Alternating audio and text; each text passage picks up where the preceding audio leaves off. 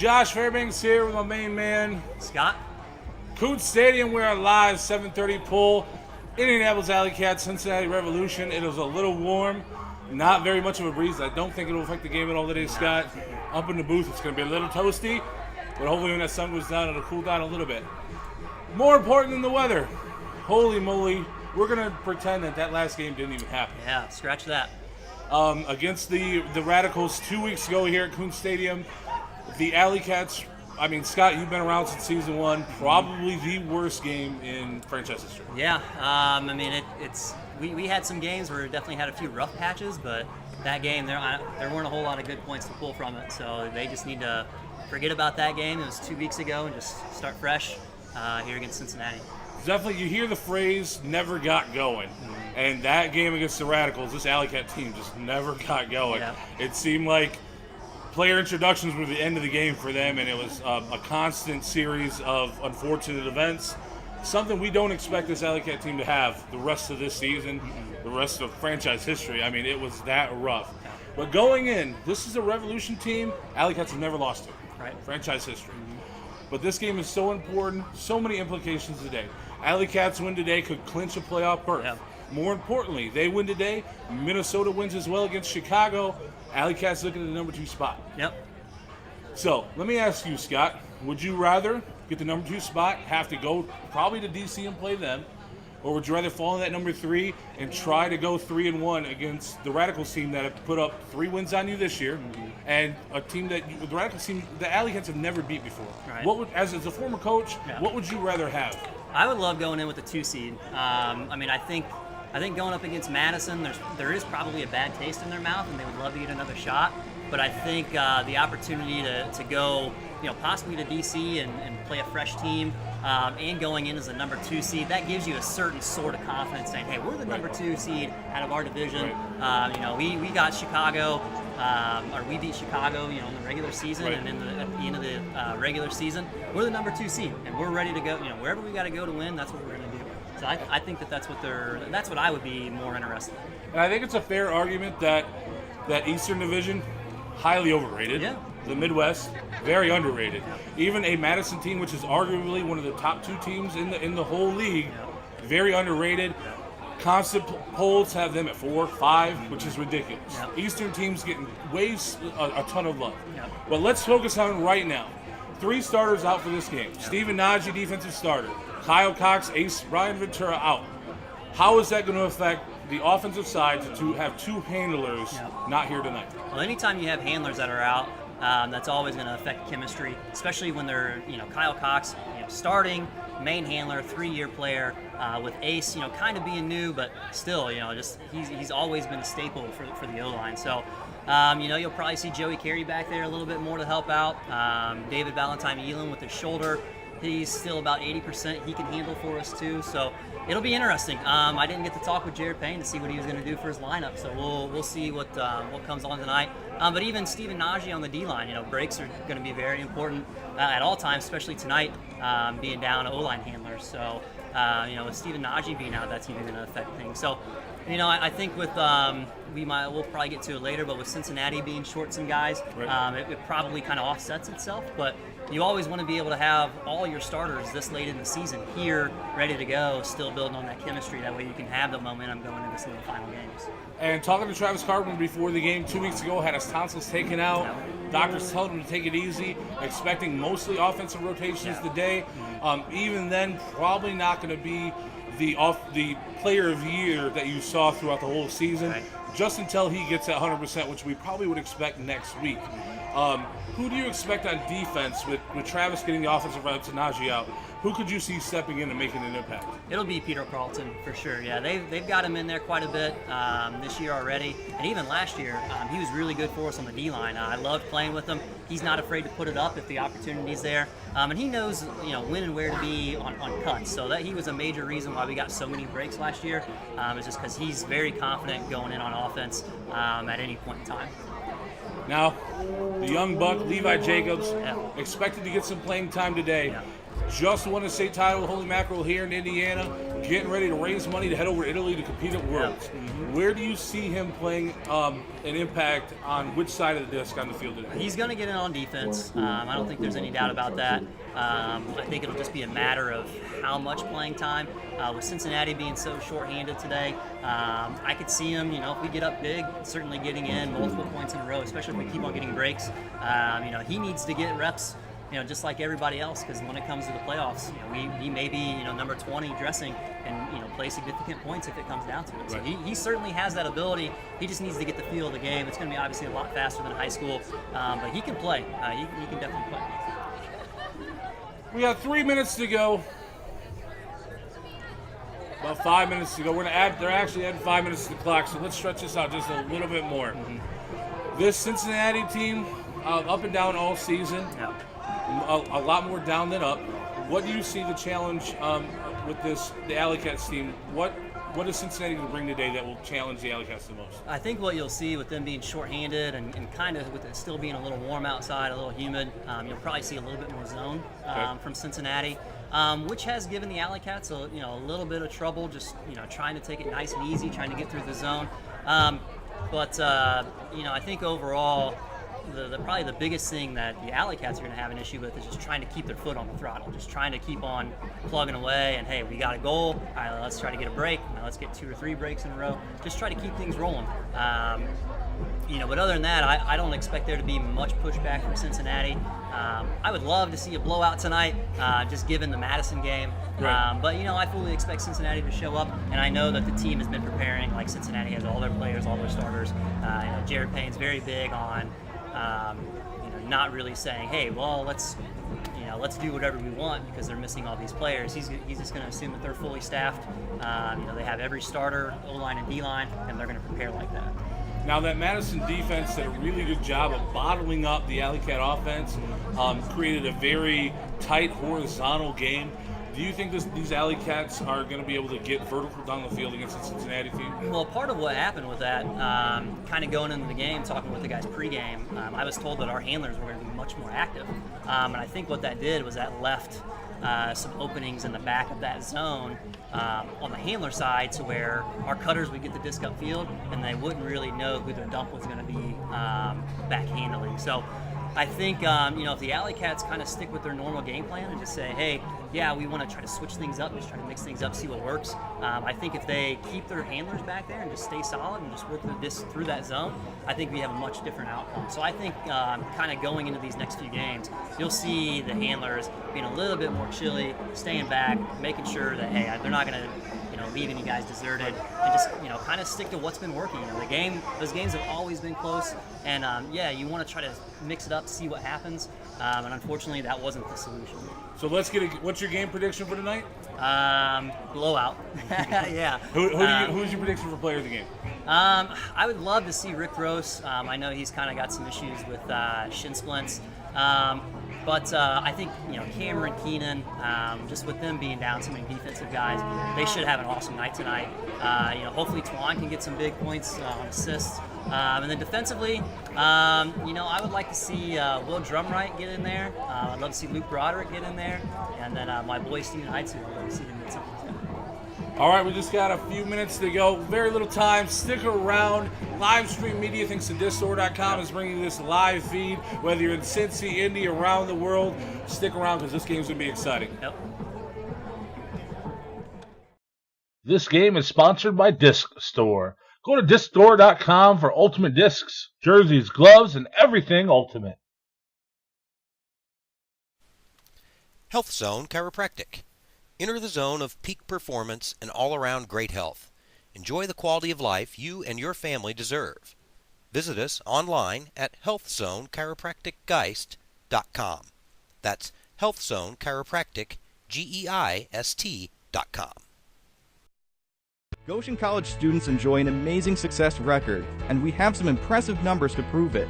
But stories of our graduates say even more, like developing a breakthrough antiviral drug for HIV/AIDS, writing #1 hits, being named one of Time Magazine's most influential people in the world for cancer research, and enjoying a broadcast career right out of college. They all started with a real-world education on a campus that makes everyone feel at home. See how the numbers add up and plan a visit at mygoshenhome.com. Goshen College.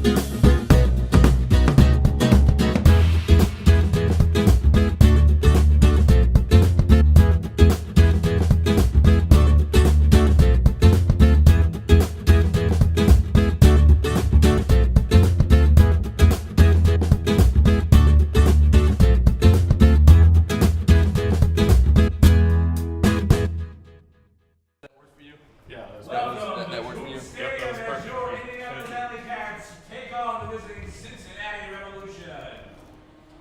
Ready to cue the girls swim that fun? Introducing Cincinnati, number 2, Eric Converse. Who's on the right? Number 9, Travis Knight. Number 14, Will Huffer. Number 22, Matt Bullenkamp. Number 24, Kevin Kula. Number 25, Jeff Kula. Number 28, Todd Chamberlain. Number 38, Joe Gosloom. Number 39, Nick Bissonette. Number 40, Mike Ames. Number 50, Alan Hughes. Number 52, Kane Olson. Number 54, Ben Jansen. Okay. Number 68, Is it intentional that they're Danny playing Shank. girls just want to have fun while they're announcing? I don't know. That's really funny. 75, Mike Moore. If it is, that's brilliant. Yeah. I love it. I went ahead and marked out everyone who I know that they're not going to have that gets significant playing time. All right, that'll work. Yeah, so they're Awesome. so you won't see those names called, and those are all people that are missing or not dressing. Okay. So is Carpenter going to start on O, you think? I believe so. Number 1 from Ball State University,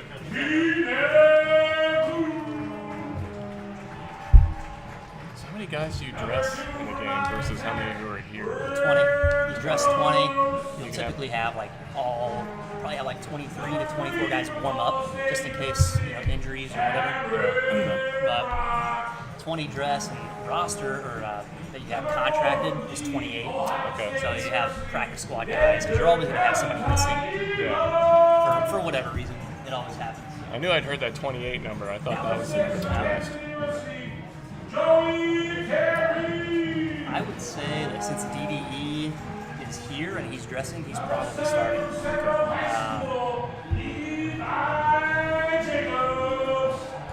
Josh said that Carpenter is getting over. Yeah, So I don't know how much he's going to be able to play.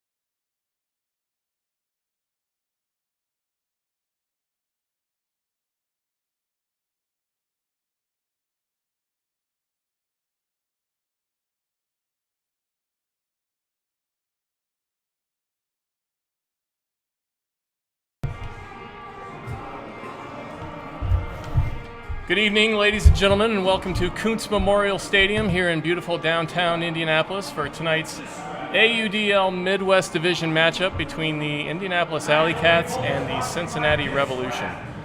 Before we get into the game, I just want to point out that rousing rendition of the national anthem was sung by one of the referees. Yep, absolutely. Yeah, which is a little surreal. As he heads out Yeah, to the cornfield. runs out on the field, so it's going to be a little tough for the players to get on his case, I think, after that. I don't know. Maybe that's just me, but I'm Bird Phillips. With me in the booth, I have Scott O'Brien, former head coach of the Indy AlleyCats and soon-to-be father.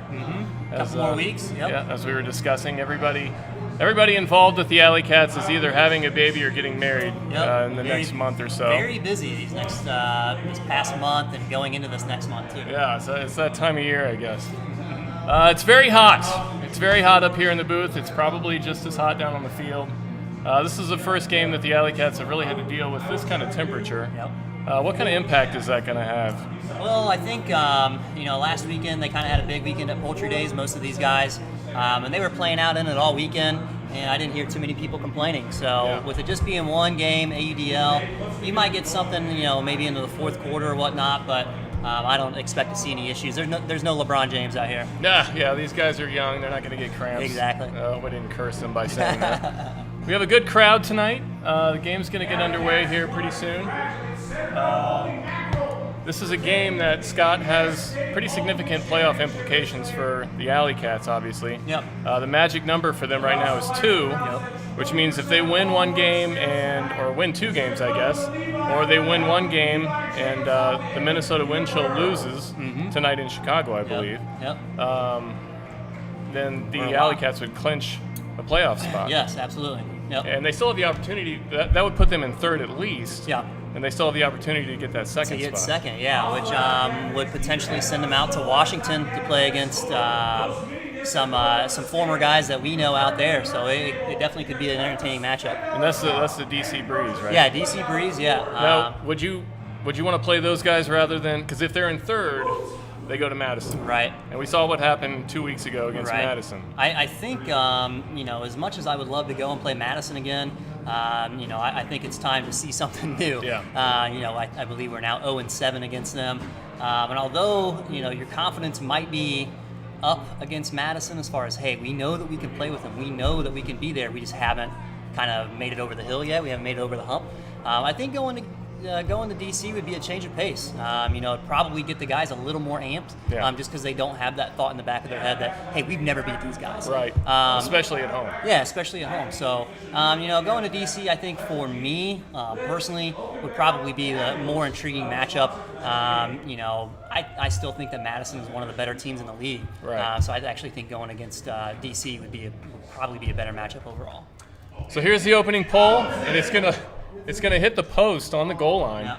So great pull, and the Revolution will take the first crack at putting points on the board. They are missing a lot of players. So the players that we have become familiar with are not here tonight. So calling this game could be a little interesting at the beginning. Yeah, they're missing a handful of guys, and we'll get to that later. But they still have great throwers. Michael Ames, Jeff Kula, he's always going to be around as far as being able to play for them. So, they're still going to be able to play. They're still going to give us a tough run. Just hopefully we can, kind of take control of the game relatively soon. And that was a great huck. Yep. And that was Matt Mullenkamp who pulled that in, and he tossed it to Will Huffer for the first score of the game. So it was a good start for the Revolution. Yeah, and we're missing some D-line guys, and with us missing O-line guys, that means we're going to pull guys from the D-line. So you're going to see some other faces out there. Will Drumwright's finally healthy. Steven Heitzu's still trying to get back into it. But these guys aren't going to make any excuses for themselves. They're ready to play, and it might just take them a few points to really get into it. But I fully expect the AlleyCats to kind of gain some ground and really pull away. So now the Revolution will pull, and they'll be going from left to right here, and the AlleyCats will take their first offensive opportunity. And they have Travis Carpenter on the O-line. He just had his tonsils taken out 2 weeks ago. So we'll see how much time he gets tonight. And one thing to pay attention to is to see who they might have as their third handler. They may go vert stack all night just to keep it with two handlers. and keep cutters upfield. But Joey Carey can always come back and be a handler there. But Jason Cheek can certainly come back too, as you see him back there. But it'll be an interesting kind of lineup offensively to see how everything meshes together. Yeah, and Cheek starting on the O-line, we haven't seen that before. Yeah, he can play O-line, that's for sure. He's got the throws to do it. I think for him it's going to be a confidence thing, kind of coming in and playing with the O-line. He's been D-line all year, so it might just be a little chemistry and a little bit of confidence there. Here's Brock with it. Brock looking for Carey, finds him. Carey looking into the end zone, needs some help here. Twan's going to come back and bail him out. Twan looking to swing it, gets it back to Carey. Carey on the far side. Flicks one to Twan. Twan finds Brock, and there's the first score for the AlleyCats. They come right back. And against Madison, we were told that the AlleyCat handlers were going to be a little bit more aggressive, trying to go upfield, try to mix things up. And we saw that kind of backfired. And I was saying at pregame, you got to do something to mix it up to see what works. Yeah. And I love that idea, especially with Twan being he can be a big-time player upfield. So I like the idea. It just didn't really pan out. So I would expect to see, especially with us being down Kyle Cox and Ace, Twan's going to be back there for sure as a primary handler all night. So I expect to be saying his name a lot. So that was Twan's first assist, and Brock with his first score. That's good to see Brock get on the board early. Yeah, they're with Cincinnati missing some of their major defenders. Keenan Plu, Cameron Brock, Joey Carey. They should be lighting up the scoreboard tonight.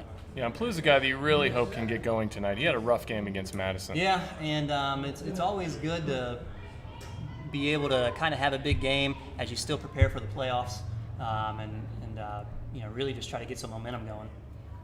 So now Madison with it, and they get it to Ames in the middle. Ames has to dump it to Kula.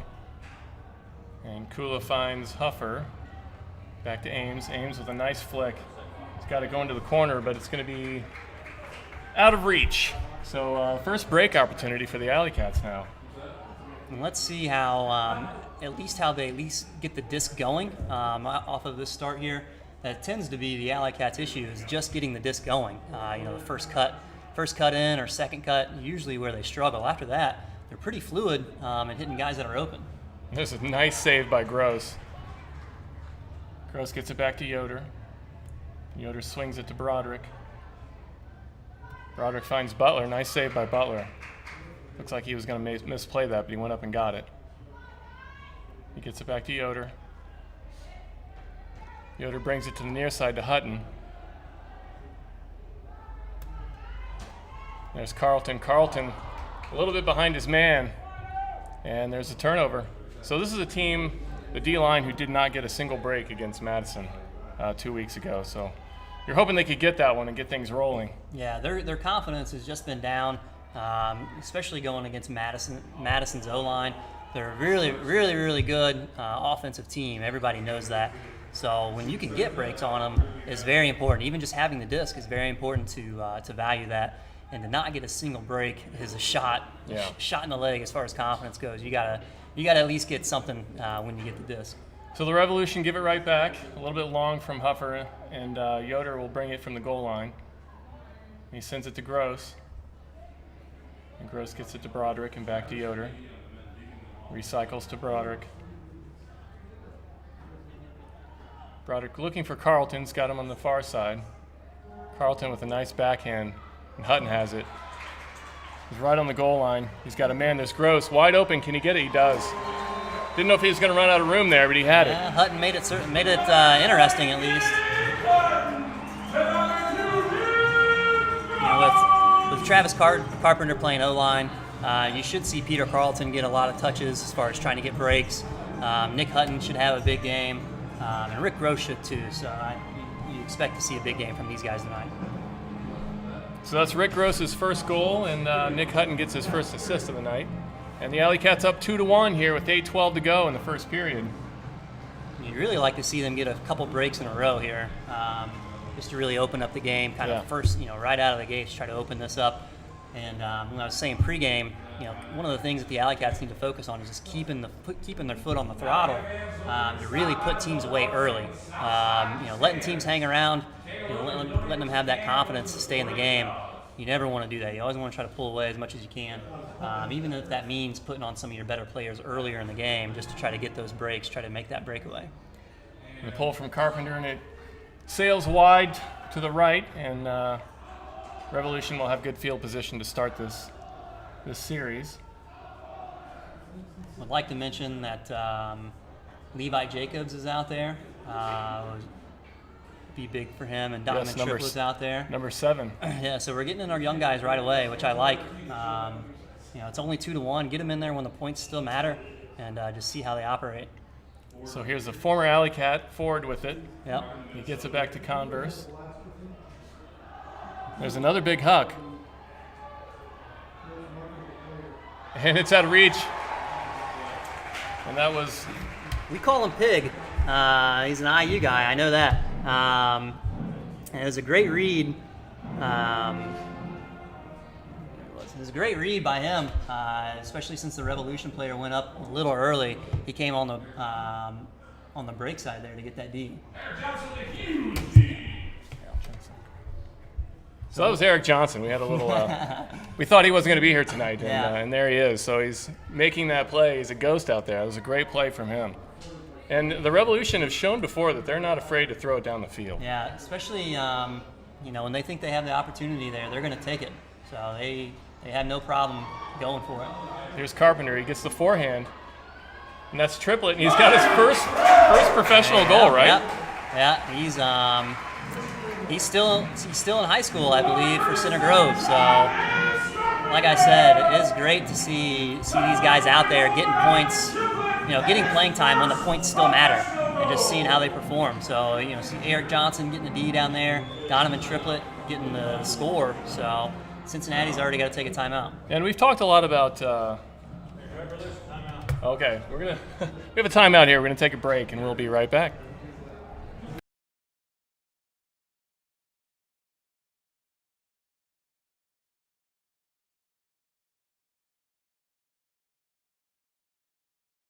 This game is sponsored by Disc Store. Did you know that Disc Store now prints full sublimation jerseys at the guaranteed lowest prices? Go to discstore.com for your next team or league order. Health Zone Chiropractic, a family wellness center where chiropractic is for kids and adults too. Be proactive with your family's health and wellness. Visit us online at healthzonechiropracticgeist.com. That's Health Zone Chiropractic, GEIST.com. Goshen College. Everyone's at home here. Students from around the world and down the street find inspiration and lifelong friends in our unique, supportive community right here in Northern Indiana.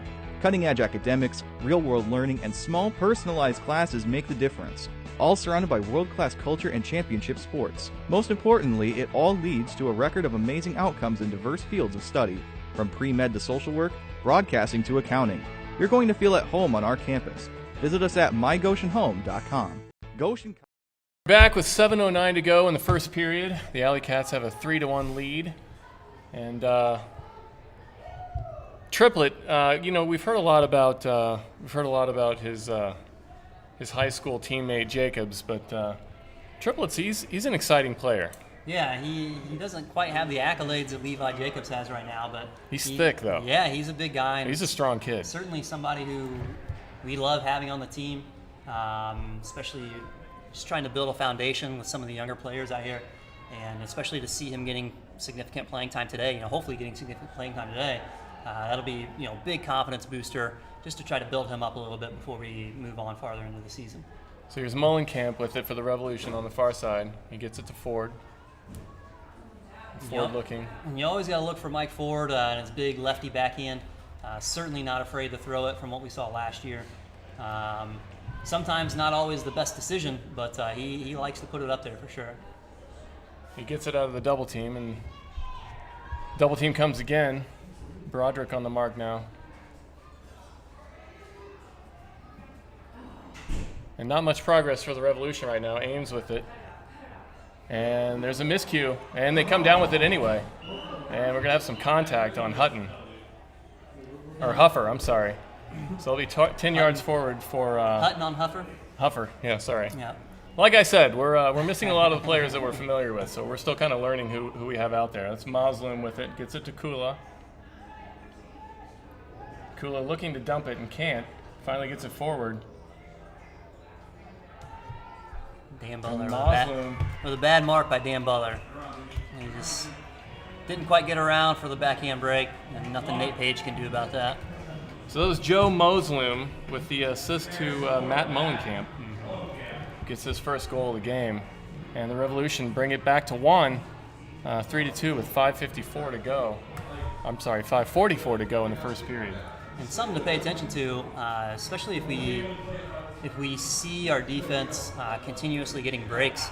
That does somewhat, in a way, take a negative effect on the O-line because they're more so on the sideline for a better part of the game. And your O-line really needs to be out there quite a bit just to make sure that they keep, to be a well-oiled machine. So, I don't think it's really going to affect too much, but something to kind of pay attention to if you see a little bit of a break in play from the O-line. It's probably because they're on the sideline quite a bit, just kind of sitting there watching, waiting for their time. And Carey comes down with that pole, and he gets it to Twan in the center. Twan gets it back to Carey. And they've got a little bit of a junk zone here. This is certainly just because they're short guys. There's not a lot of wind to really affect anything, so the AlleyCats should have really any kind of throw they want. And they're feeling this out right now. Yeah, they're just trying to see where they can get it. Keenan Plew is going to kind of run around, see what he can get his hands on. And Joey Carey's smart enough that if that marker's not there, he knows that Keenan's going to be in that space to get there. Here's Carey, looks for Plew, gets the forehand ahead to Carpenter. Carpenter wants the backhand, has to dump it back to Twan. Twan gets it to the far side to DVE. It's good to see him back this week. Yeah, and actually this zone is perfect for DVE. He's not going to have to do any running. He said his shoulder, pregame his shoulder was about 80%. He said he's most likely not going to lay out on it. So this zone where he doesn't have to do a whole lot of running, he can just kind of pick and choose where he wants to throw it, is actually beneficial for him. The AlleyCats able to break it open now and get it back to Twan. He's looking for that scoring opportunity. He gets the hammer. Yeah. With no wind, those hammers, they're lucky they don't have Kyle Cox here today because Kyle Cox would be eating that up for having those hammers. It's good to see Twan throwing them. If there is any wind, that's going to be the upwind side. So it's nice to see that he's comfortable throwing those already. It's good to get that first hammer in early. Yeah, you got to get those in just to feel it out. So Twan has his second assist of the game, and that's Carpenter's first score of the game. And the AlleyCats up by 2 now, 4-2, with 4:32 to go in the first period.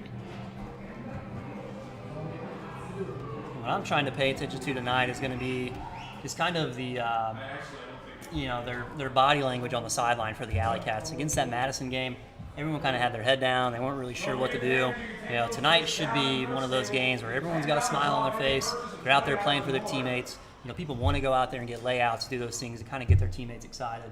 So I'm going to be paying attention to the body language of the AlleyCats tonight. And the disc movement so far tonight has been much more fluid. You can tell the difference between the defense run by the Revolution versus what we saw against Madison. Yeah, they're two different zones, that's for sure. There's the big huck downfield, and that was a great throw. It's not going to be on the goal, though. That's Mullenkamp. He's going to have to find someone, and he does. Yeah, it was a good bid there by Spencer Loskar. That was one of those where I think both of us saw that coming. Yeah. We saw it go up, and we saw Spencer right there. Maybe another half step, and he's got that D. Nothing to be upset about. He was right there. Made a great play on it, and the receiver just made a great grab. Yeah, it was great effort. So Cincinnati hanging around. They're not giving up early, 4-3, and they cut it to 1. And that was Ames' first goal. And Mullenkamp gets his second assist to go with 1 goal. So he's been a factor in all 3 points so far this game. Yeah, and with Ames making that cut, it was a good setup. He got into the end zone, saw that the backhand wasn't there, immediately 7 cut for the forehand. It's just smart play right there.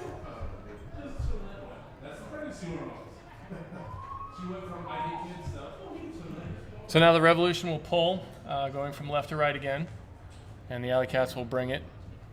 And it's going to be Carey taking it deep, and usually it's Ventura who takes that off the pole, but Carey doing those duties tonight. He gets it to Twan, who swings it to Cheek and forward to Carpenter.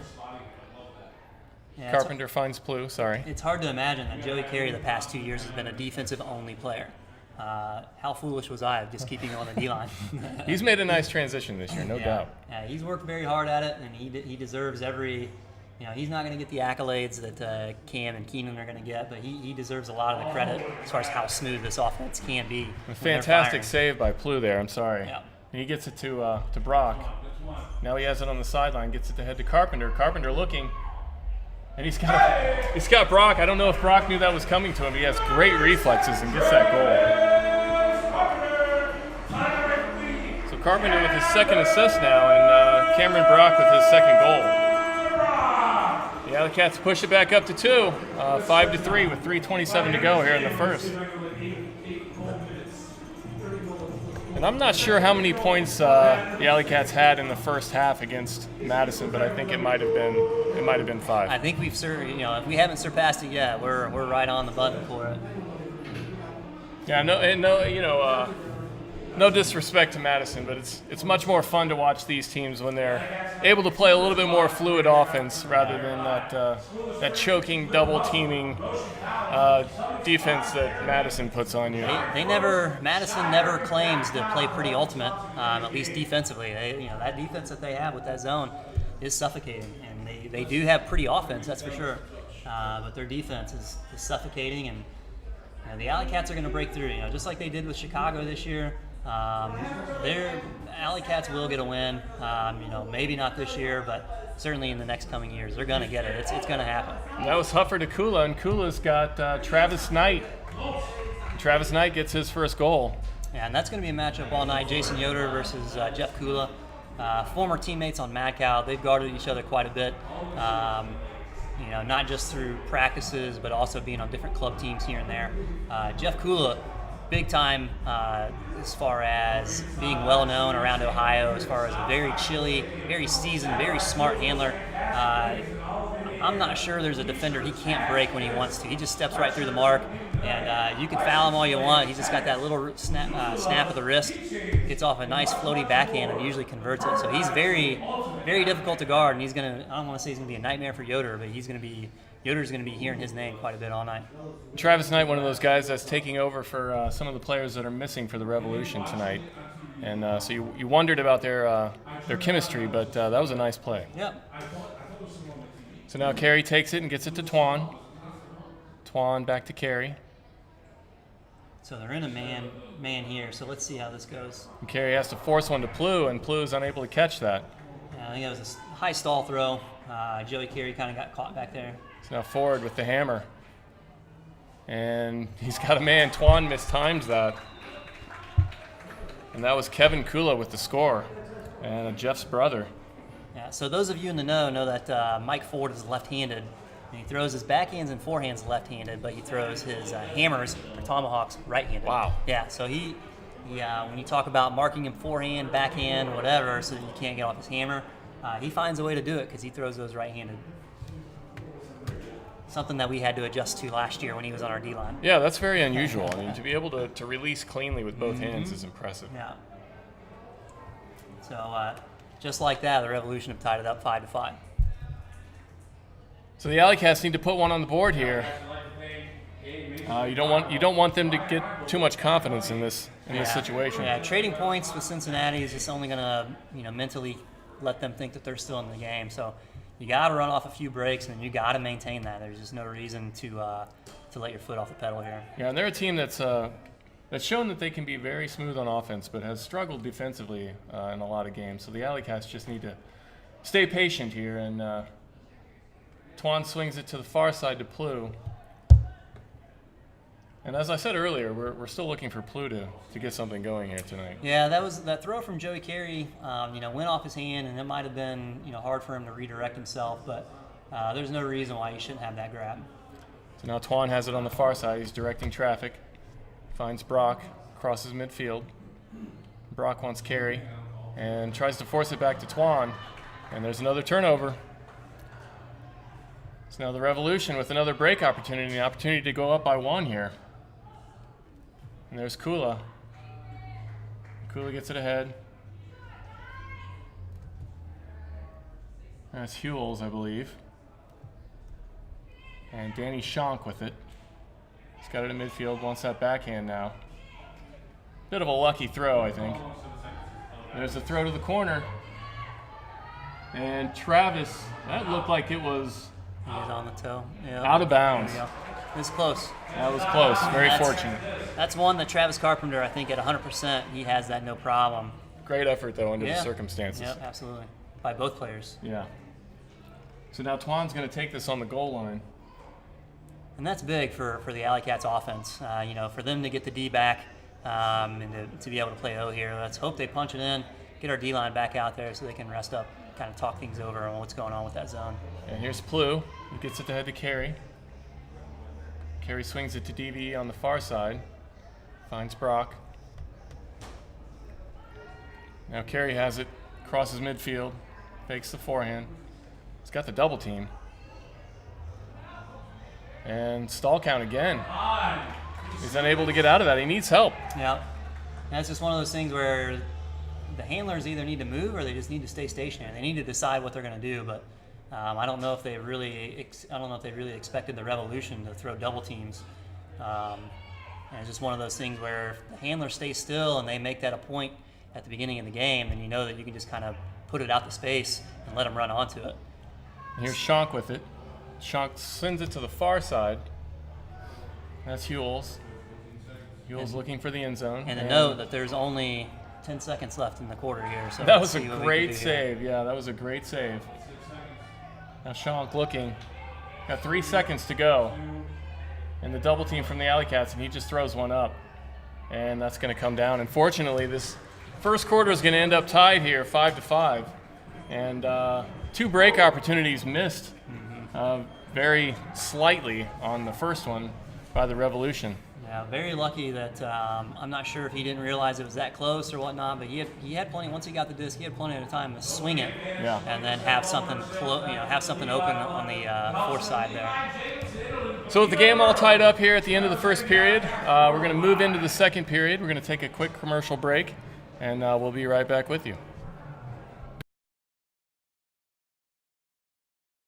This game is sponsored by Disc Store. Order a custom Ultimate Disc with no minimum quantity with any design you can imagine. Go to DiscStore.com to get started. Health Zone Chiropractic. Enter the zone of peak performance and all-around great health. Enjoy the quality of life you and your family deserve. Visit us online at healthzonechiropracticgeist.com. That's Health Zone Chiropractic, GEIST.com. College students enjoy an amazing success record, and we have some impressive numbers to prove it. But stories of our graduates say even more, like developing a breakthrough antiviral drug for HIV/AIDS, writing #1 hits, being named one of Time Magazine's most influential people in the world for cancer research, and enjoying a broadcast career right out of college. They all started with a real-world education on a campus that makes everyone feel at home. See how the numbers add up and plan a visit at mygoshenhome.com. Goshen College.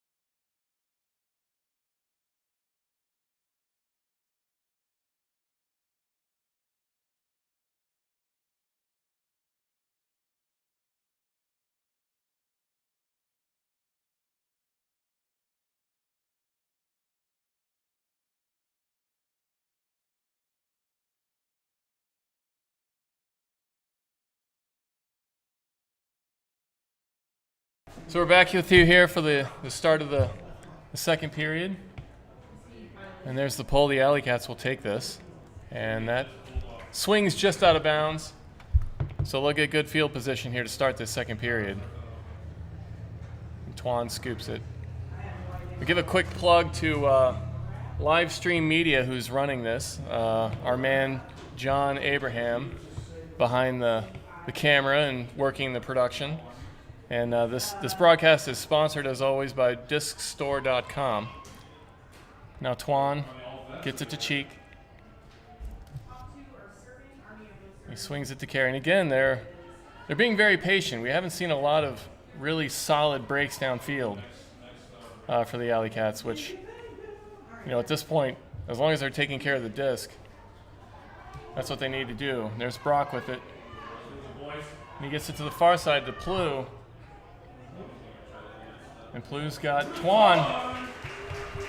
Twan with his first goal of the game and Plu with his first assist. And I think we needed to see that. Yeah. As far as, I'm a big proponent of confidence and ultimate and walking out on the field, knowing that you've worked hard and, that you should be one of the better players out there, especially Keenan Plu. And he's just had a rough, I don't want to say rough season because he's obviously doing pretty well for stats-wise, but just after that Madison game, this should be, kind of one of those rebound games where he should just have a field day. Yeah, this is the kind of team that he usually chews up. Yeah. So we'll see if that gets him going. And Twan has his first goal to go with 2 assists, so he's had a big impact so far this game. And Keenan's one of those guys who, as long as he has a smile on his face, he's in a good mood. And that Madison game, I don't think I saw him even crack a smirk the entire game. He was just so frustrated with everything. So he's already got a smile on his face. He's in good spirits. So let's hope that bodes well for us for the rest of the game. So now the Revolution bring it back the other way. Kula swings it to the far side. And there's Knight. Knight gets it ahead, and there's Huffer. And they're moving pretty easily down the field again. And there's the double team. Huffer gets it. He swings it back to Kula.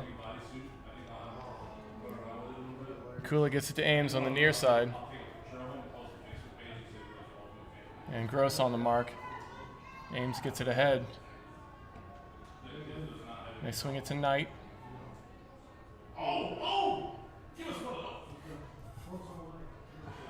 Now Huffer has it. He's looking for the end zone.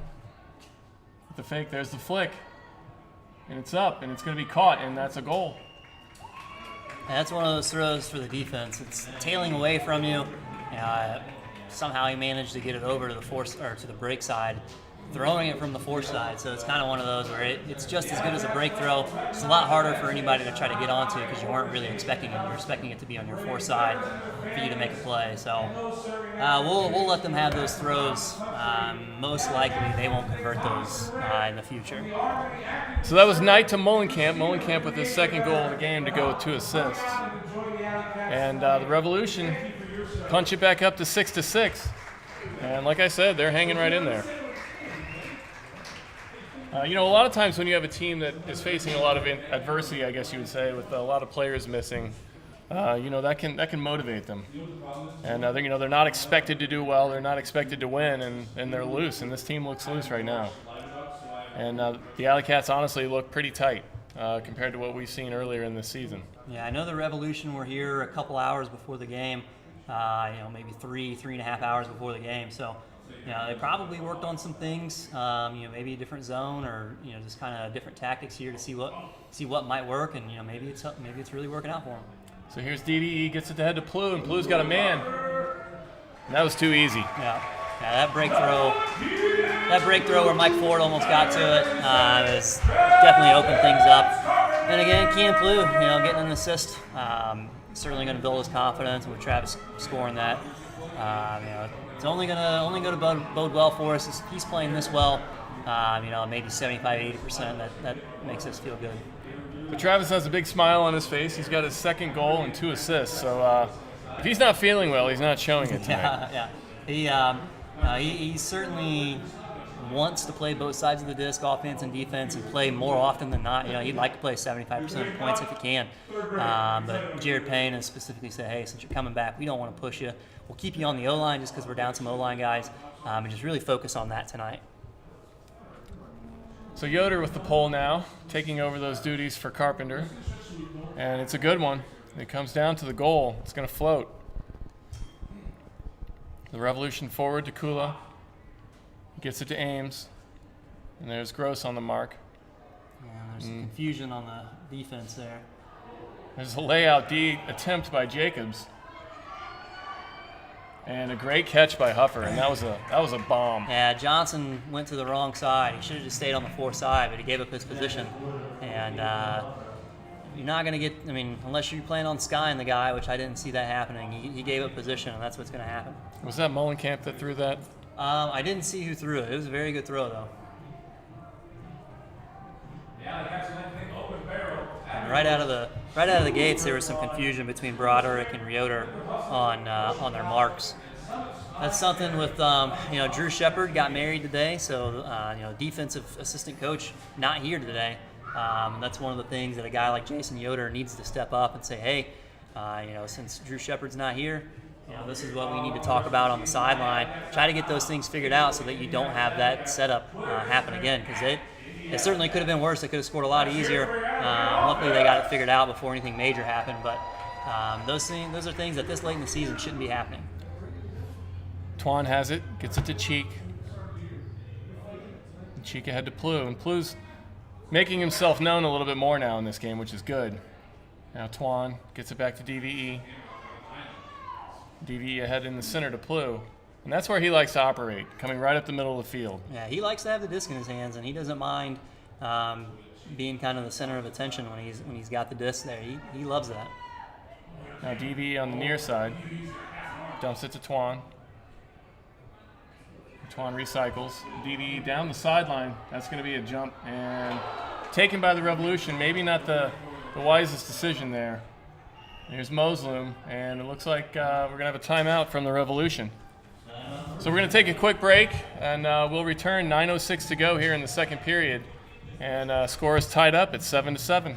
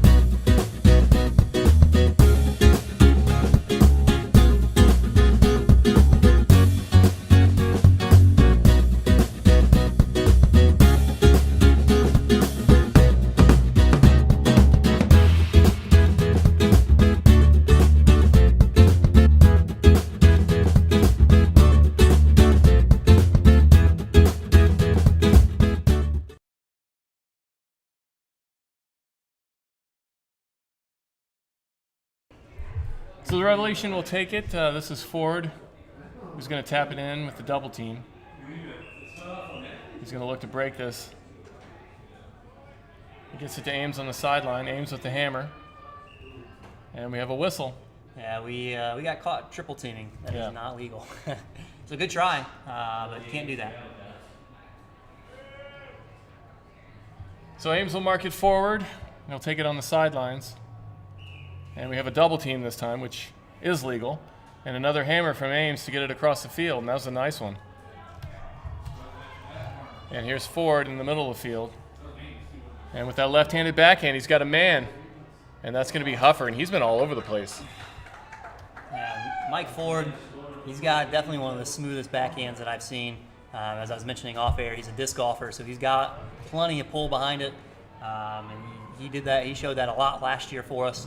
He was definitely one of the reasons why our D-line was very potent, just because we had somebody like him with the confidence to put it up to a guy like Travis Carpenter or myself every once in a while, but certainly not afraid to put it up. Even if it's a 50-50 ball, he's going to put it on the money and assume that his cutter is going to make the play. Yeah, and in disc golf terms, that was a nice backhand Anheuser into the goal. And that gives the Revolution the lead, 8-7, with about 8:29 to go here in the second period. And that was Mike Ford's second assist. I think both of those went to Will Huffer, who has 3 goals now. So, like I said, he's been all over the place. And this is going to come down to Carey. And Carey gets it ahead to Twan. Twan with the backhand, finds Carpenter. Carpenter swings it early, and that's going to go into the corner. And a little bit of miscommunication there, I think, that time. And Ford's going to go get this, and he's going to tap it in on the goal. Another break opportunity now for the Revolution. Ford sends it ahead. And a diving catch. And they get it to the near side. And that's Ben Jansen. And Ford swings it to the far side, another diving catch. They're getting green right now, but they're still coming up with it. Now Ford has it, he flips it over the top. And that's Joe Moslem. Back to Todd Chamberlain, I believe, the first time we've seen him tonight. Yep. He swings it to the near side. Jansen has it. And Chamberlain gets it forward with the forehand, another catch on the ground. And Kula gets it to Jansen.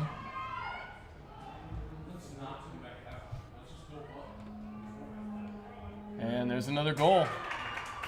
Another break by the Revolution, and they go up by 2 now, 9-7. And the AlleyCats have gone flat here in the second period, and they need to get something rolling here. And Jared Payne's going to pull some of his guys, get some defenders out there. Jason Yoder, Peter Carlton, definitely 2 good replacements for Cheek and DVE. They should be able to fill in pretty well. His confidence on the O-line, still having a hard time getting going. Even though Keenan's had a big day already, Travis has had a big day, Twan has had a big day. Something like that, you got to be able to get the disc back. Yeah, and a few miscues by our offense, and the defense just. I don't think we've had maybe 1 D tonight, and no breaks again. Right. Yeah. Nothing that we forced. That's definitely, any turnover has pretty much been a miscommunication by Cincinnati. So that is one of those things that you try to track as a defensive guy. Is how many forced turnovers did you have? Good layouts, hand blocks, things like that. That's what you really want to track when you go for Ds. So here's Carey with it. He gets it to Plew in the center of the field. And Plew ahead to Carlton, who's on the O-line now. He finds Brock. Brock looking for someone. He has to get it back to Twan. He does. Twan swings it to Carey. Twan finds Brock now again. To Carlton. Ahead to Plew. Plew's got a man. He's got the hammer. And once again, Travis Carpenter comes up with it. So Plew to Carpenter for the 3rd time today, I believe. Yeah, a lot of times through a zone, you're going to see that the AlleyCats are going to want to do a lot of throw and go, just to prevent the zone from being able to reset.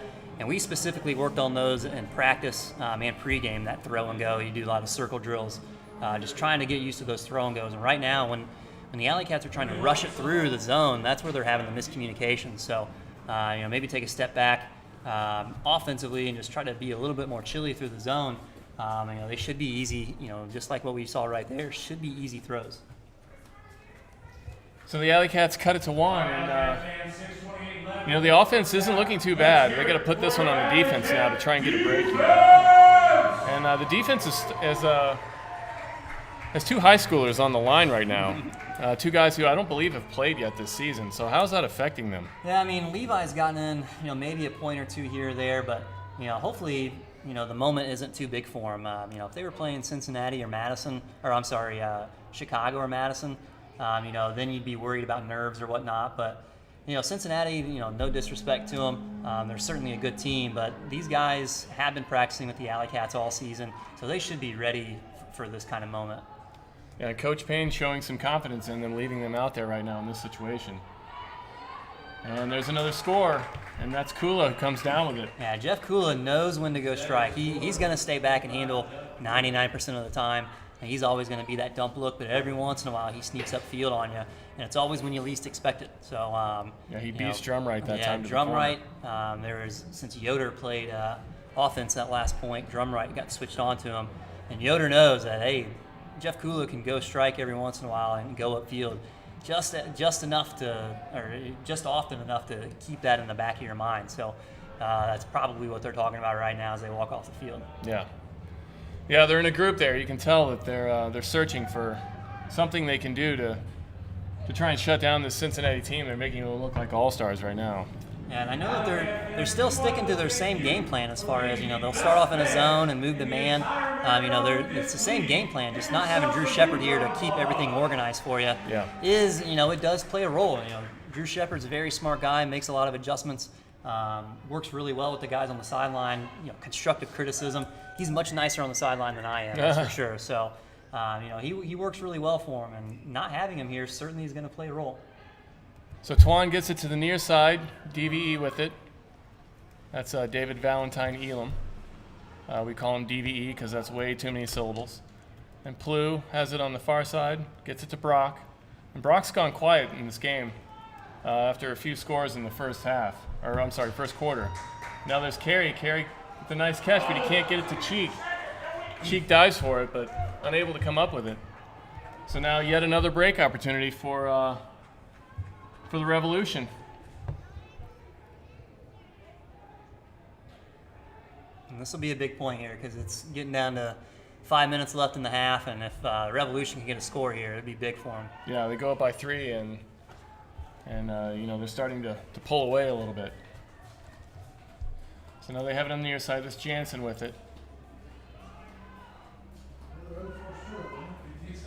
And they get it back to Jansen on the near side. He gets it ahead. That was a nice catch by Hewells. Hewells has a man, sends it a little bit deep though. Fortunate miscue there for the AlleyCats.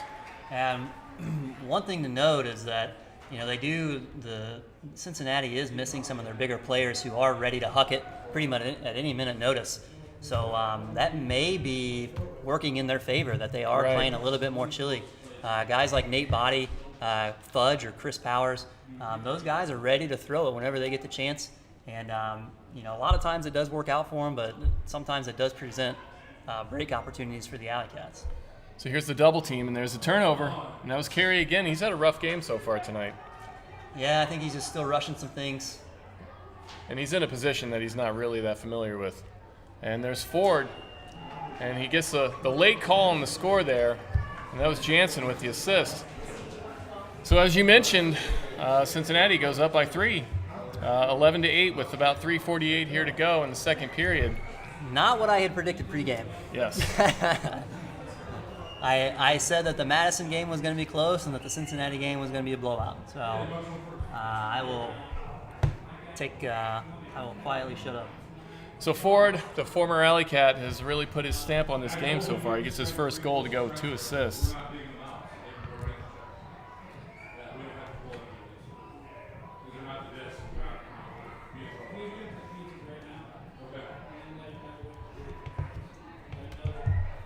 So right now, Jared Payne just trying to settle his guys down, especially his O-line, giving them some time to kind of catch their breath. There's a little over 3:45 or 3:48 left in the half.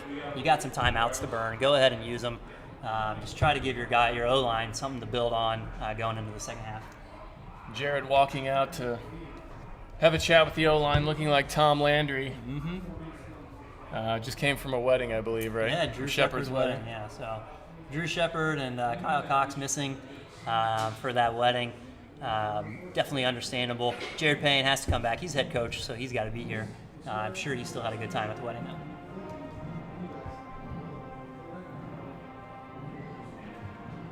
So we're going to see the pull from the Revolution going from right to left. And the lights have come on here at Kuntz Memorial Stadium. It's starting to get a little bit cloudy, a little bit darker than it was. Feeling a little bit cooler, thank God.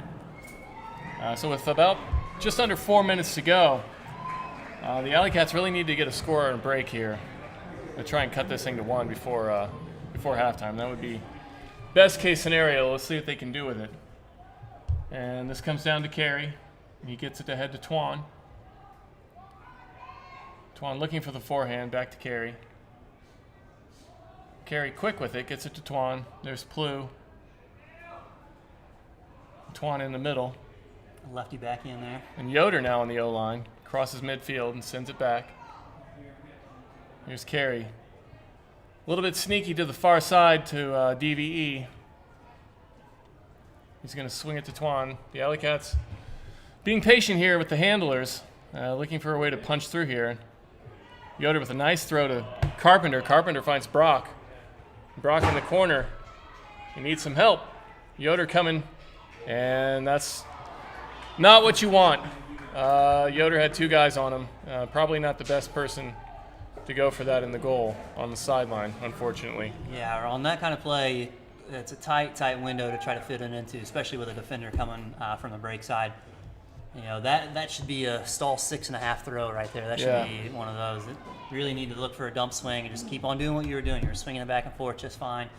And to make a throw like that, with that much time still left in the stall, not the best decision. Yeah, and you have to wonder in that situation if Cameron probably should have called the timeout, to be honest. He didn't have any help. Yeah, probably wouldn't have hurt. He probably thought he could squeeze it in there, but... So here's Hewells. And Hewells sends it forward. The Revolution with it on the far side. Now Ford has it. He's looking across midfield. Has that left-hand backhand. He puts one up. He's got 2 guys, and Twan's back there. Let's see what he can do. And Twan, this time his timing is dead on. Yeah, and he came from the offside there to help out.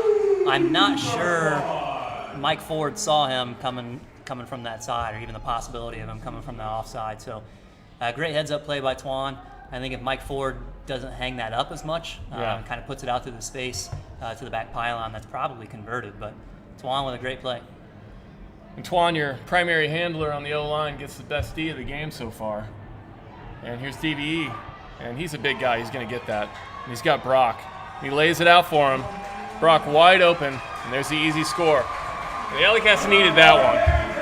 So with 1:28 to go, they cut it to 2, 11-9. And that was Brock with his 3rd goal of the game, and DVE with his 1st assist. And it's great to see DVE go up and attack that, especially with the bum shoulder that he's got right now. Being at 75-80%, it's great to see him go and attack that and rip it out of the air. He knew that there was a defender coming from that offside, and once he ripped that, there was no defender there to stop Cameron Brock. So it's a nice, easy backhand. That might be one of the easiest throws he has all night. Yes, maybe all year. Yeah, that too. And he's a guy who gives his team a little bit of size that they don't have. I believe he's well over 6 foot, and you can see there. I mean, those situations where you have those 50-50s, and he can go up and get that easily and turn it around. Yeah, and it's nice. It's nice when it works out in your favor. Kind of a momentum shift there. It really kind of picks you up. It makes everyone excited. You can see that our sideline kind of jumped off there after we got that score. So we'll see if that gets us going. I don't want to jinx us. So we'll see what the D-line can do. Huffer with it, and he's been punishing us all night. And he gets another nice flick out there, but a little bit too far. And so the AlleyCats with a break opportunity now. It looks like it's going to be Haichu who's going to take this close to the goal, and they have to move the length of the field. And they call a timeout with about 1 minute to go. Get the O-line on the field. So we're going to take a quick break.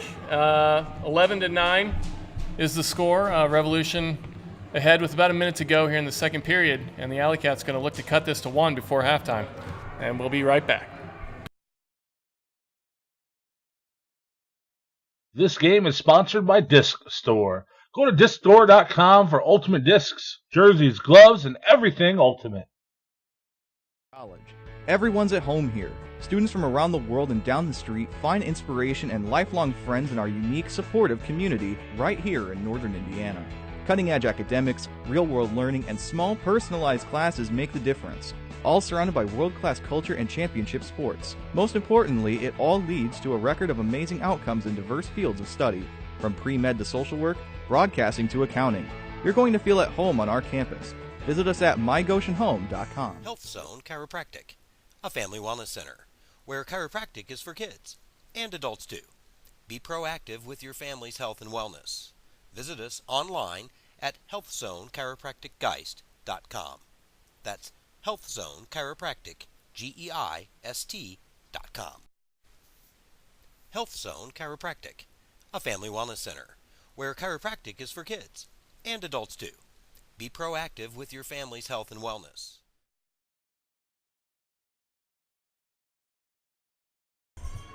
So now Twan with it on the goal line, and the AlleyCats have a minute, plenty of time to score. They have to go the length of the field. And now Twan gets it deep in the end zone, has to go save that. Gets it back to Carey, and they've got to be careful with it here. Carey finds Twan. Twan looking for Brock. He gets Carpenter coming through behind him. And there's Plew. Plew back to Carpenter. He's got DVE with the one-handed catch. DVE with the big flick. That's Jason Yoder. He got that one. Yoder looking good that time. Yeah, that was a good stride. Luckily going against Mike Ford there. Mike Ford not really known for his defense. Certainly can play when he has to, but that throw was tailing away from him and ended up going to the break side. So it's a great throw by DVE to get that forehand off and to have it tailing away. So it's a great throw by DVE. Even better read and run by Yoder. Yes. Really didn't give Mike Ford a chance to come onto that. So DVE has had an impact now here at the end of the second period. He brings the AlleyCats back to within one. With about 26 seconds to go, and they need to get a stop here. Yeah, it'd be huge if they can get the D and get a break to tie it up before halftime. That'd be a huge momentum shift coming into the game.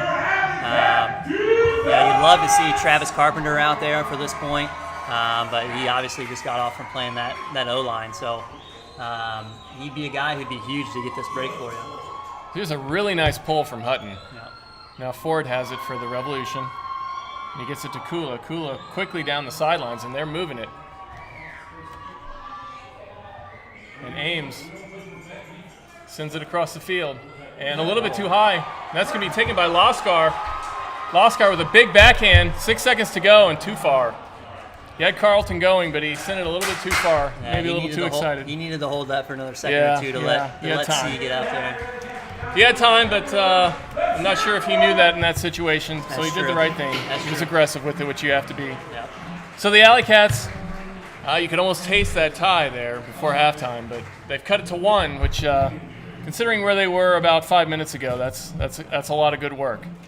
So we're going to take a break here for halftime, and we'll be back after about 15 minutes for the second half as the AlleyCats look to put it to the Revolution with 2 periods to go and see if they can pull off a win here.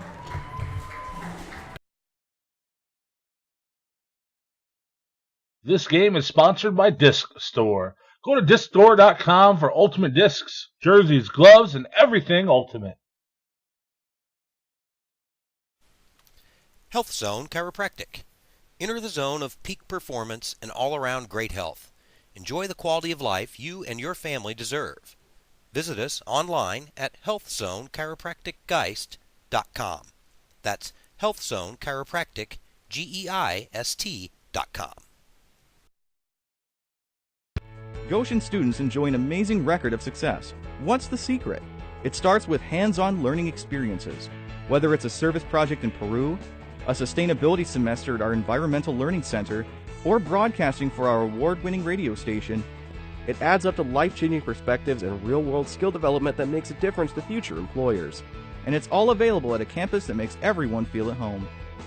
Come hang out with us and see for yourself. Go to mygoshenhome.com to arrange a visit. Goshen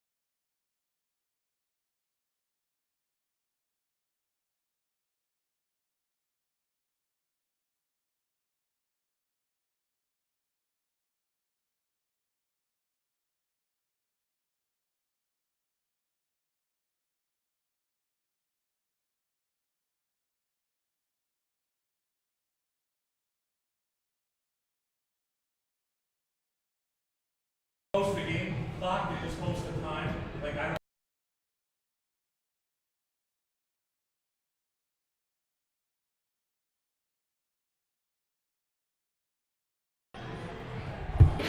So we're back with you now, Kuntz Memorial Stadium here in Indianapolis for tonight's game with the Indianapolis AlleyCats and the Cincinnati Revolution. And I think you may have heard as I turned the mic on there that the other game that's going on that's important for the AlleyCats tonight between the Chicago Wildfire and the Minnesota Wind Chill. The Chicago Wildfire leading 9-8. It's getting close to halftime, I believe. They started about a half hour after this game. So that's the game that has the most implications for the AlleyCats heading into the playoffs. So we'll keep tabs on that game as it goes along. And my booth mate Scott O'Brien is back up here. Sometimes we lose him for the second half, but tonight I think he's feeling a little bit more confident than he was last game. Yeah, I think the guys are a little more pumped up. So hopefully I don't have to go down there and yell and scream at them. I think they're ready to go. So that was a big momentum swing there at the end of the first half, and the AlleyCats bring it to within one, but the Revolution will get the disc first here in the second half. And that's Mullenkamp. He's looking for that forehand. He dumps it back. That's Hutton on the mark. He does a good job. And they get it forward.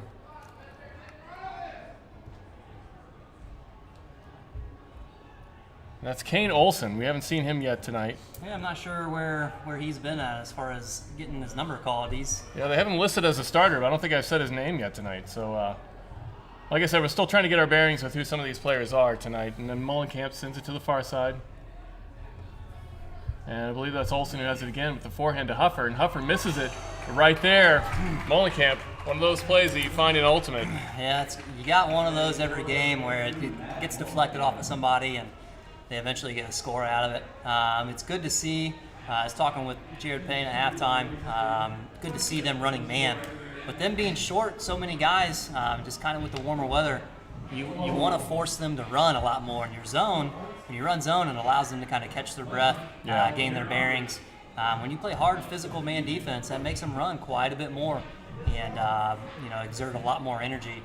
Yeah, I would have liked to see them doing that from the get-go, from the first quarter, but it's good that they made that halftime adjustment. And, it might not pay off these first few points, but certainly towards the end of the third quarter, going into the fourth quarter, hopefully you'll see that paying dividends. So that was Mullenkamp with his third goal of the game. I don't think I can credit anyone with that assist. No. Now Carey has it for the AlleyCats. They're going to bring it back the other way. And they swing it to Cheek. And back to Twan. And Twan gets it to Carey, and hopefully Carey can get something going in the second half. Like I said, he had a rough time in that first half, had a few turnovers, 3 at least, in a position where he's doing the handling duties that he doesn't normally do, so we'll see what he can do here. And Brock has it now from Cheek. And he's playing a two-man game with Carey, and Carey dives and saves that one. That was a nice save. And he gets it back to Cheek. Cheek with a high backhand. Plu's going to have to go up to get that one, and he does. Fortunate. And Plu immediately to Carpenter. And that could have been a turnover easily, but it turns into a goal for the AlleyCats, and they cut it to 1. Cheek with a little bit of a risky throw there. The idea was there, just the execution was a little off. So I know he's going to put that kind of in the back of his mind, say, hey, if I'm going to get that around, I need to not put as much air on it. Especially a guy like Keenan Plu, you don't want him to have a jumping competition with anybody. So one of those guys, you'd rather put it out to space, let him run onto it, and make a play that way. Yeah, 5'6", going up for those 50-50s is not his forte. Yeah. But he does have 4 assists in this game, and that's Travis Carpenter's 4th goal. So those two have connected several times already tonight, which is very important for this team. Yeah, if Cincinnati's going to run man, that's definitely in our favor to let Joey Carey. Although he's back, he's still an aggressive handler. He still uses his speed as a handler. But that'll allow Keenan, Travis, Cam, those guys to run full speed and be a little bit more comfortable in what they've been training to do. And that's run up and down the field to get open and just use their speed. So that was Ames who had it in the center. He's got it back. He's looking for Kula. And he sends it wide, and that goes through 3 players, and Travis Knight comes up with it. And finally a turnover. And it seems like the Revolution have been finding guys that they don't mean to find. But now the AlleyCats with their first break opportunity. And I don't want to curse this, but this could be their first break in 3 halves, I believe. So now Broderick with it. I'll do the reverse jinx. Who's going to have the turnover? Yeah. And there it is. First break in 3 halves for the AlleyCats. And that was Broderick who set up Johnson, I believe.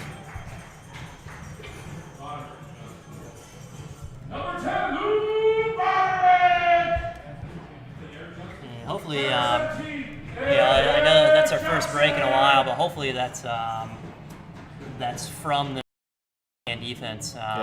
Certainly the throw from Ames that went through 3 people. When you get that pressure on and you're not playing a zone and you have that hard man defense, it makes those throws that much harder. So you hope to see our defense being in closer contact with everybody, just making every throw that much harder. Whether you're getting the D or not, you're still putting the pressure on them, still making them think, hey, this guy's right here on my hips, right here on my toes, and he's going to lay out if he gets a chance. So now with 9:38 to go, the AlleyCats have tied this game at 12. That was important. We thought this game was going to get away from us a little bit there in the second quarter. At the end of the second quarter and now the beginning of this first half. And there's a huge huck from Ford. And just as I say that, Ames comes down with it. 2 former AlleyCats connecting to put the Revolution up by 1 again. And that was designed. I saw Ames taking off there right out of that first go. And Ford kind of had to double cock it, and he had Donovan triple it on him as far as the deep cutter. And that's one of those where Donovan just kind of got turned around as far as looking left and right, trying to read the disc. So it was a very good throw by Ford as far as execution, because he really got out there. But an even better read by Ames as far as making a play on it and coming down with it. Yeah, Ford crushes another one. That's his 3rd assist of the game, and Ames has his 2nd goal. So now the AlleyCats will bring it back, going from left to right. And here's the pole. And it looks like a good one. Most of the poles tonight have been good because there's not a whole lot of wind to contend with. And this comes down to Cheek this time, and he gets it to Twan. Twan's going to swing it. There's Carey with it with a loose double team. And back to Twan, he swings it to Cheek.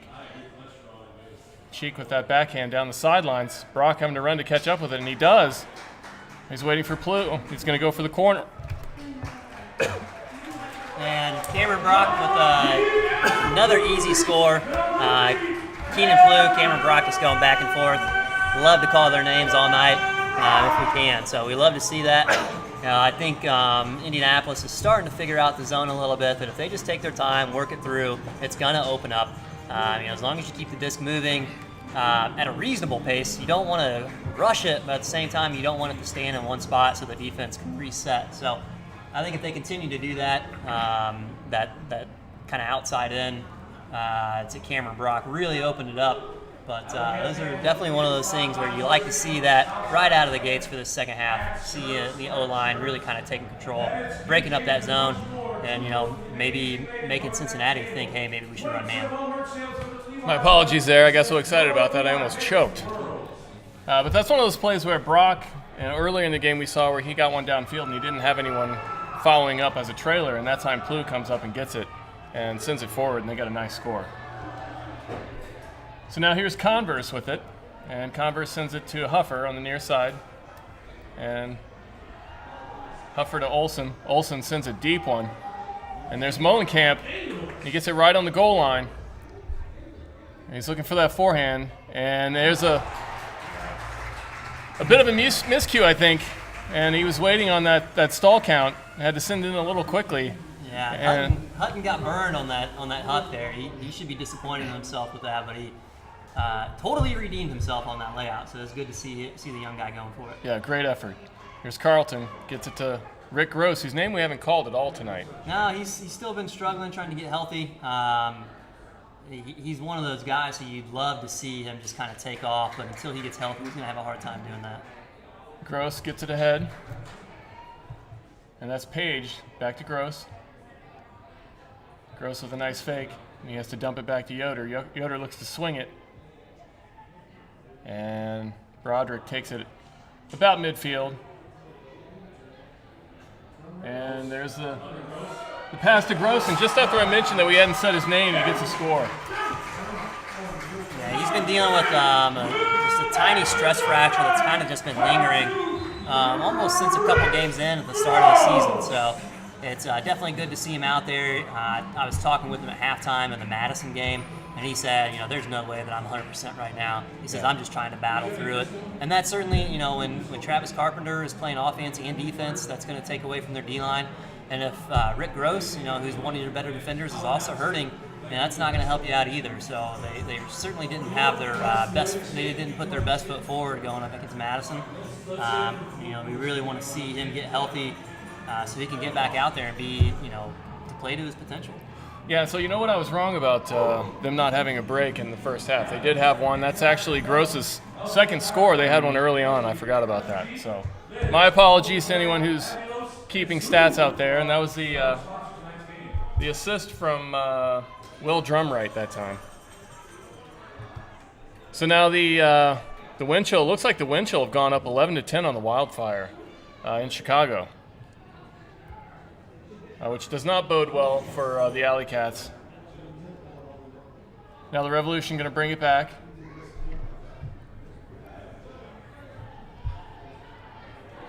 And this is going to be sent to Ford. Ford lays out for it, makes a nice catch. He fakes that right-handed overhand, sends it back with the left hand.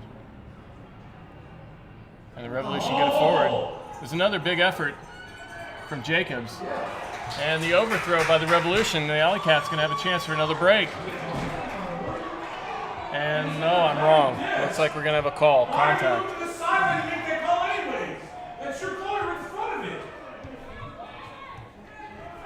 So Josh Fairbanks, our PA announcer, if you can hear him in the background, not pleased with that call. Telling us how he feels about it. Certainly not the call I would have made. I think Dan Butler had position there, and just not agreeing with the call. So here's Ford, gets it back to Kula, and Kula with the flick forward. The backhand. And there's the score from the Revolution. So that was a big swing right there. That probably should have been a break opportunity for the AlleyCats, and it turns into a quick goal for the Revolution. And they tie it at 14 with 6:27 to go here in the third period. And right there when you have a turnover, or essentially when the offense has the disc on the goal line, you'd like to see your D-line put up a big defensive stance right there. That's definitely one of those things where if you make them work the disc back and forth, it's just that much more of a confidence builder for your D-line. And, I think Levi Jacobs got turned around on the mark there to where Jeff Kula had an easy forehand. Although their cutter had to lay out for it, still came around onto the wrong side of the force. So it's kind of something to build on. I know it's right there, it's high pressure. Jeff Kula is a very good handler, but you got to be able to stick to the force. You're not helping your teammates out. So Coach Payne for the AlleyCats having a discussion with the referee, not pleased with how that went down. And now the Revolution with the pull, and it's a huge pull deep into the end zone.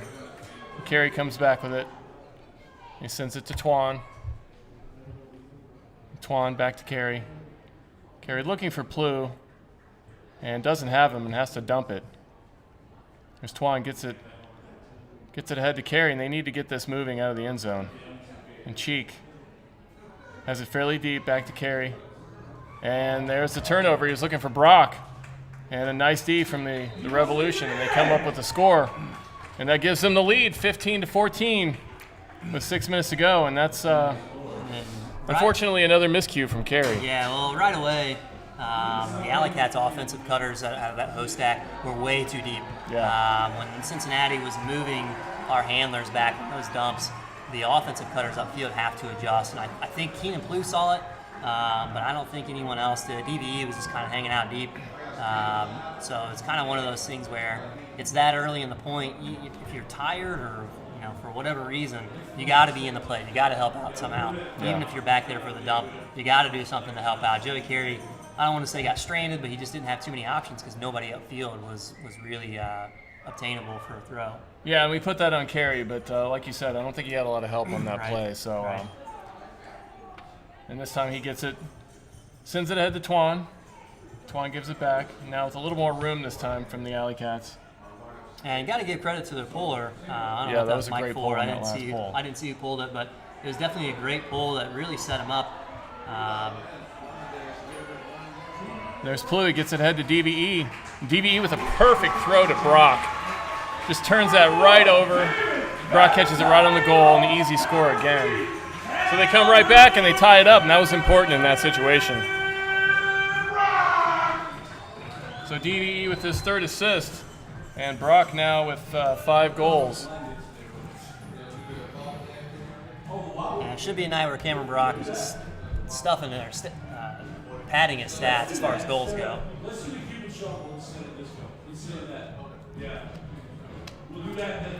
He's got 5 goals, but Keenan Pluy doesn't have any yet tonight.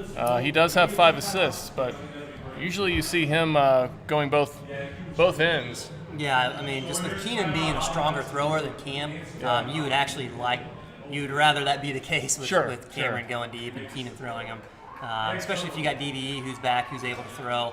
And with Joey Carey back handling, kind of takes away one of your other cutters and throwers, so it's very, very good to see Cameron Brock finally getting some goals. And if he has a couple assists to add to it, then great, but you'd rather see him catching them. So here's Knight with it for the Revolution, and he gets it to Molenkamp. Molenkamp with a nice backhand, and that's Huffer, and Huffer sends it to Knight. And they come right back and take the lead once again. Yeah, it's bad defense. You got to find out a way to stop the disc. You want to be able to run man just to make them run a little bit more, but if you're going to do that, you got to be a lot more physical. They're obviously getting almost any cut that they want underneath, and you got to prevent them from coming underneath. You almost want them to try to put it deep on you, just to try to wear out their legs a little bit more. And you're athletic enough. That's the kind of defense that they want. If you try to huck it over them, it's got to be perfect. As far as it's got to be just over my fingertips and hitting that guy in strikes. If you underthrow it or overthrow it just a little bit, it's going to be a turnover. So that's kind of what I preached last year. I know that's kind of what their game plan is this year. But their defense has got to be a lot more physical. You got to push these guys around a little bit, make them work a little harder. So this is a great game. I mean, you would like to see the Alleycats with a significant lead at this point, considering how undermanned the Revolution are, but I guess they like to keep it exciting. Yep. And with this same team coming in next week for the final home game, and there's a turnover from Twan. And the Revolution with another break opportunity, and they get it to Ford. Ford directs traffic and gets a funky backhand over the top to Jansen. It works, though. Jansen sends it back. There's a big effort by Carpenter. And the Revolution are going to call timeout here. Yeah, they can sense that this is a big break. Yeah. So they're going to use their timeout. I don't know if they're going to be able to bring on their entire O-line that they would like to bring on, but they're going to get their best offensive players out there and see if they can get this break. Would love to see a big defensive stance here.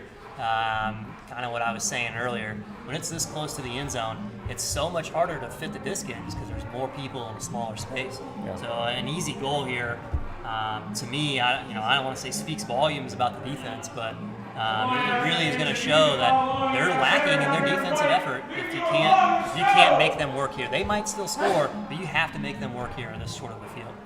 So we're going to let the teams talk it over briefly, and we will return after a quick break.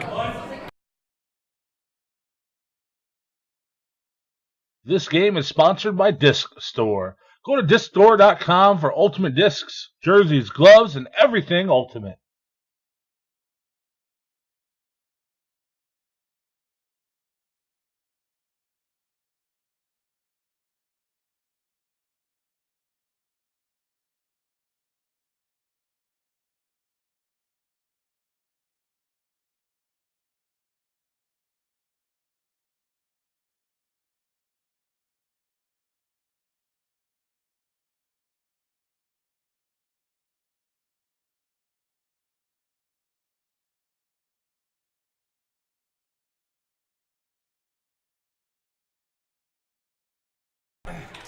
And just like that, we come back from the timeout, and the Revolution score immediately.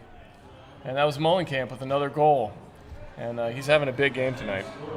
Yeah, and I'm not sure if Will Drumright was confused about a mark or what, but nobody was on the same page. I think missing, not having Drew Shepard here tonight is definitely hurting them, because you have a timeout to really get things set up. They don't. The officials don't blow the whistle until the defense is set. So it's kind of one of those things where there's no reason why that miscommunication should happen. So either Dan Butler was confused about the mark upfield, or Will Drumright was on the mark. So that gives the Revolution a 2-point lead now, 17-15 with 4:34 to go here in the third quarter. And they're going to bring it from left to right, and the AlleyCats going to see if they can pull it with 1-1 here, keep this game tight. There's Carey back deep in the end zone again. And now Cheek has it, and a diving attempt by the Revolution. Scott puts his head down. And already, you can see that they're running a zone, so Keenan Plu's going to be in there to try to mix it up. But they just need to know that they need to take their time. A throw like that by Cameron Brock is good. It's going to open it up. But you really don't want Cameron Brock making those throws. He's not known to be a thrower. Definitely your goal scorer. So you want those kind of, those more aggressive throws coming from Keenan Plu, or Joey Carey, Travis Carpenter, those kind of guys. Yeah, but that was a nice throw from Brock. He found a man who's wide open, and like you said, he dumps most of the time when he has it. So that was a good play to get that moving forward. So now the AlleyCats have it across midfield. And here's Plu with it. He gets it to Carpenter. Carpenter's got a man, and and he had that, and I believe that was. Yeah, I thought that was Brock at first. That's DVE. Yeah, DVE went down. Hopefully he didn't land on his shoulder. Jason Moffitt from Select Physical Therapy running out there, going to take care of him. I hope it's not any injury at all, but I hope that it's not his shoulder again. Yeah, he's been having an impact today, and they do give him that goal. He did catch that before the contact. So he gets his first goal of the night, but unfortunately he's still down. And that was a nice throw from Carpenter, and good offensive series that time from the AlleyCats. Yeah, they were slow and steady, and just goes to show, if you take your time and really work it back and forth, that zone is going to have a hard time, especially with them being down numbers. It's going to have a hard time covering, all 53 yards of this 53-yard wide field. So certainly in their advantage to use the entire width of the field and work it back and forth and just work it through that zone. You're gonna find things like that where it's open. You hope that there's no contact at the end like that, but nonetheless, that's a wide open throw. Travis Carpenter maybe needs to put a little more mustard behind it, but either way, DVE, he's a big fella. Let's hope he can come back. Yeah, so he's up and he's moving to the sidelines, and it looks like he's okay. We don't know if he had an impact on that shoulder though. So we'll see if he comes back in for the next offensive series. He's got a smile on his face, though, so hopefully he's a big boy. Yeah. He may have just had the wind knocked out of him a little bit. So now the AlleyCats are going to bring it back. And it looks like Carpenter's going to be on the D-line now. So they're going to try and take advantage of that and have him out there, push him a little bit, and see if they can get a break here.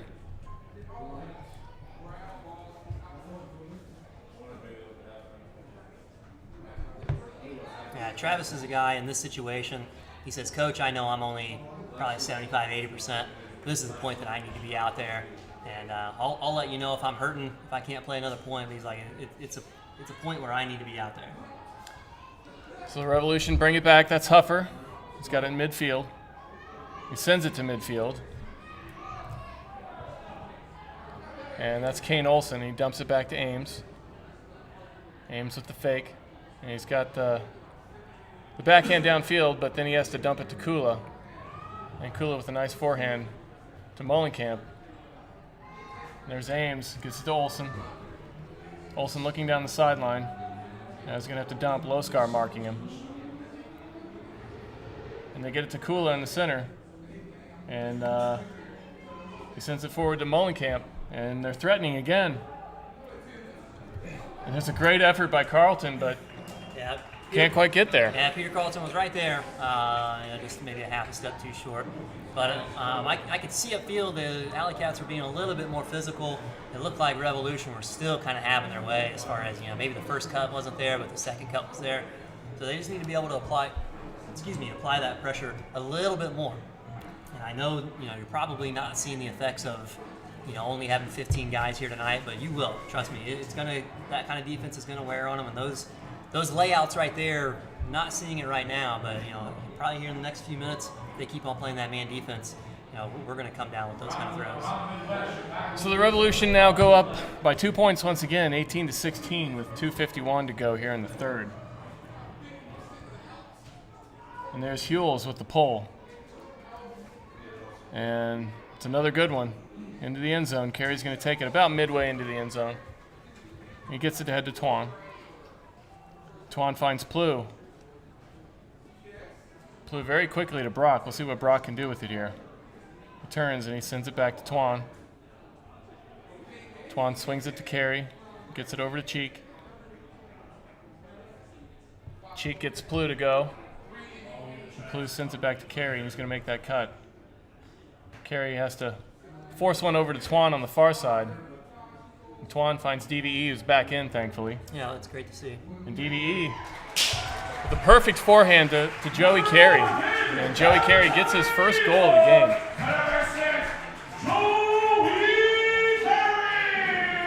Much better looking offense there from the AlleyCats. Great to see that. Would love to see no more breaks, or the O-line giving up any more breaks for the rest of the game. That would really help out their defense. If the O-line just went out there and did their job, scored, relatively easy, and when the O-line can do that, oddly enough gives confidence to the D-line to go out there and say, hey, O-line's holding up their end of the bargain. We need to come out and do our job. And Carey gets on the board, and it's good to see him be able to make that cut upfield from the handler position. Yeah, he's quick enough that he should be doing those strike cuts more often. I know they're a little worried about having enough handlers back, but he should be able to go strike, relatively easy on a lot of these guys. So he makes the Revolution pay on that point and brings the AlleyCats to within one now. And now here's the Revolution back the other way. That's Ames. He sends it to Kula. Kula gets it ahead. Now they have it quickly at midfield, Mullenkamp. He gets it across to Huffer, and they're moving easily through this defense once again. There's another layout from Haichu, and we have a man down. I don't think there was contact on that, though. No, I think just the way they came down on each other was a little awkward. That is Ames. That is Ames. Looked like he came down on his shoulder. Yeah, you hate to see that. Hopefully he's okay. So we're going to have another timeout, and he's up quickly. We're going to take a quick break here while they get him off the field, and we'll be right back. This game is sponsored by Disc Store. Go to discstore.com for Ultimate Discs, jerseys, gloves, and everything Ultimate.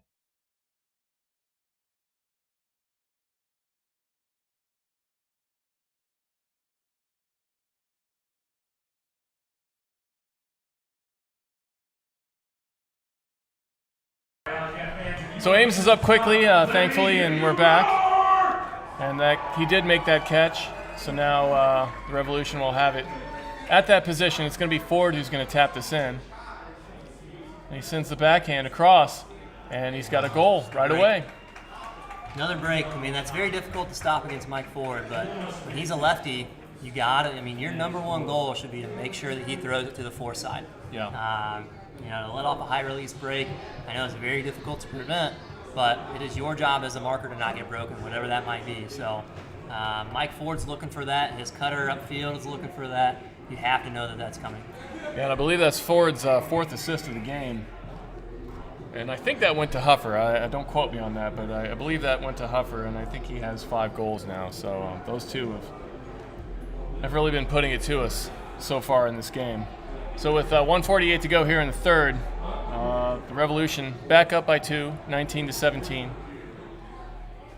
And there's Hewells with another big pull. And those pulls from left to right have been going deep all night.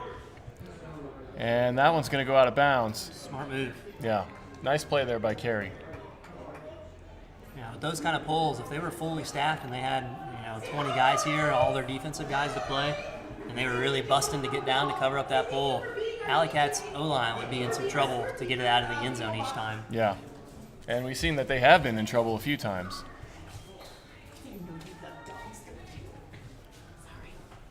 So here's Cheek with it. He gets it back to Twan. Twan looks for Brock, doesn't have him. Gets it to Carey. And Carey finds Carpenter. And on this zone, I'd love to see Keenan Plew underneath and Cam Brock deep. I know, hey, we're about to find Keenan Plew here, but Keenan Plew was wide open that time. They had two guys watching Brock, and he took full advantage of that, and Brock comes up and still makes the score.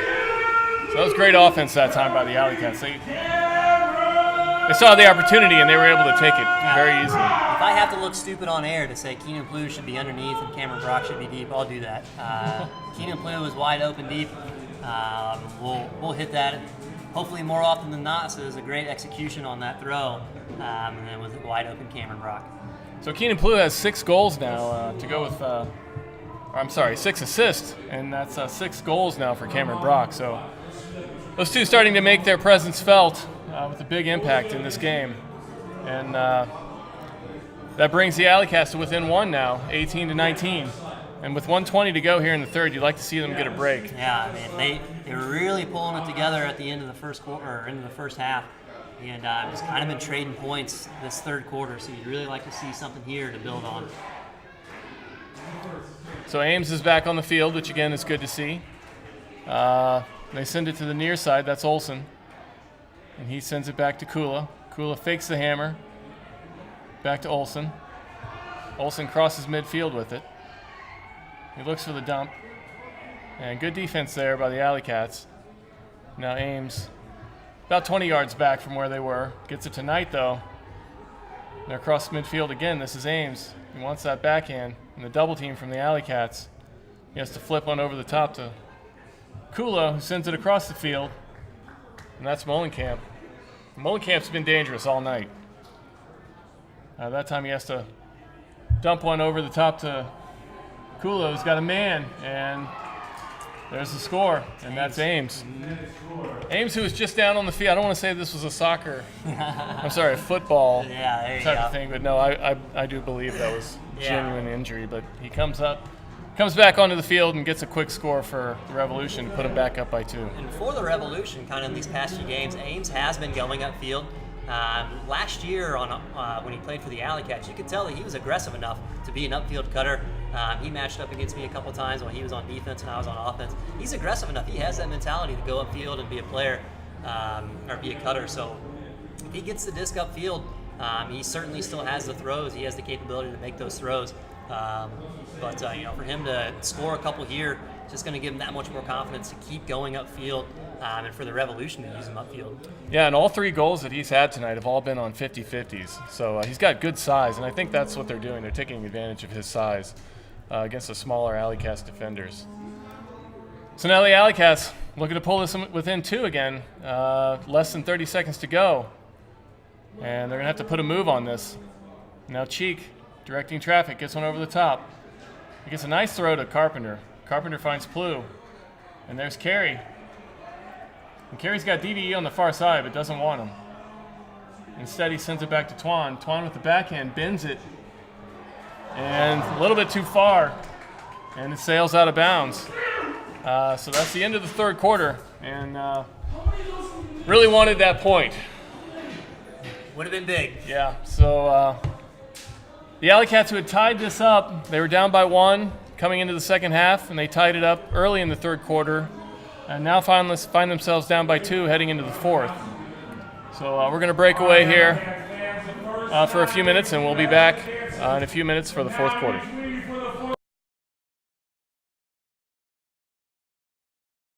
This game is sponsored by Disc Store. Order a custom Ultimate Disc with no minimum quantity with any design you can imagine. Go to DiscStore.com to get started. Health Zone Chiropractic. Enter the zone of peak performance and all-around great health. Enjoy the quality of life you and your family deserve. Visit us online at healthzonechiropracticgeist.com. That's HealthZone Chiropractic, GEIST.com. Students enjoy an amazing record of success. What's the secret? It starts with hands-on learning experiences. Whether it's a service project in Peru, a sustainability semester at our Environmental Learning Center, or broadcasting for our award-winning radio station, it adds up to life-changing perspectives and real-world skill development that makes a difference to future employers. And it's all available at a campus that makes everyone feel at home. Come hang out with us and see for yourself. Go to mygoshenhome.com to arrange a visit.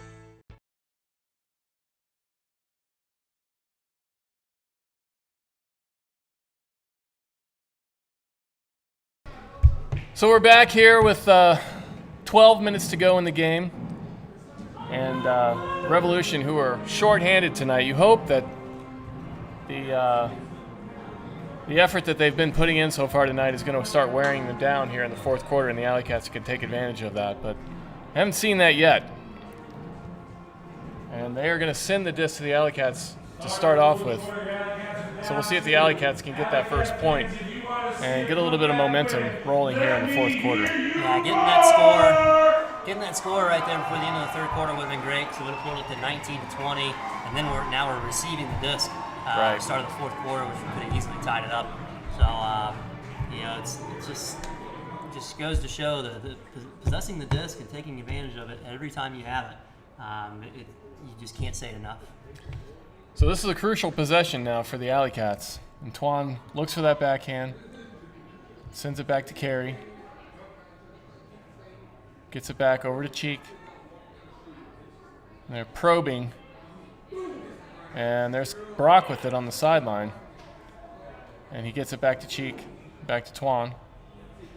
And Brock lopes down the sideline. Twan looks at him briefly, but sends it back to Carey. Carey finds Plew. Plew with the double team gets it to the far side. And now they're moving, gets it to Carpenter. Once Carpenter has it in his hands, you know good things are starting to happen. So here's Cheek over the top again. He's done that a few times tonight. A guy who's not normally on the offensive line, but he's doing a nice job. Yeah, and with the lack of wind, I mean, any topper throw that you have in your arsenal is fair game. Yeah, and just as you mentioned that, here's the big hammer from Twan. Finds DVE in the end zone. And I actually think that last throw before the end of the third quarter, that big loopy backhand that he had, I think a hammer probably would have been a better decision, just because it's not as loopy. Right. Those you can kind of throw a little more on target because it's more natural. With that backhand, he had to make it outside in, make it a little more loopy. That's not more of a natural. It's not as natural of a throw. Either way, should have been converted, nonetheless. But a hammer wouldn't have been a bad choice there either. Well, he makes the correction. He does get the hammer down this time, and that's his third assist. And DVE has 2 goals to go. 2 goals to go with 4 assists of his own.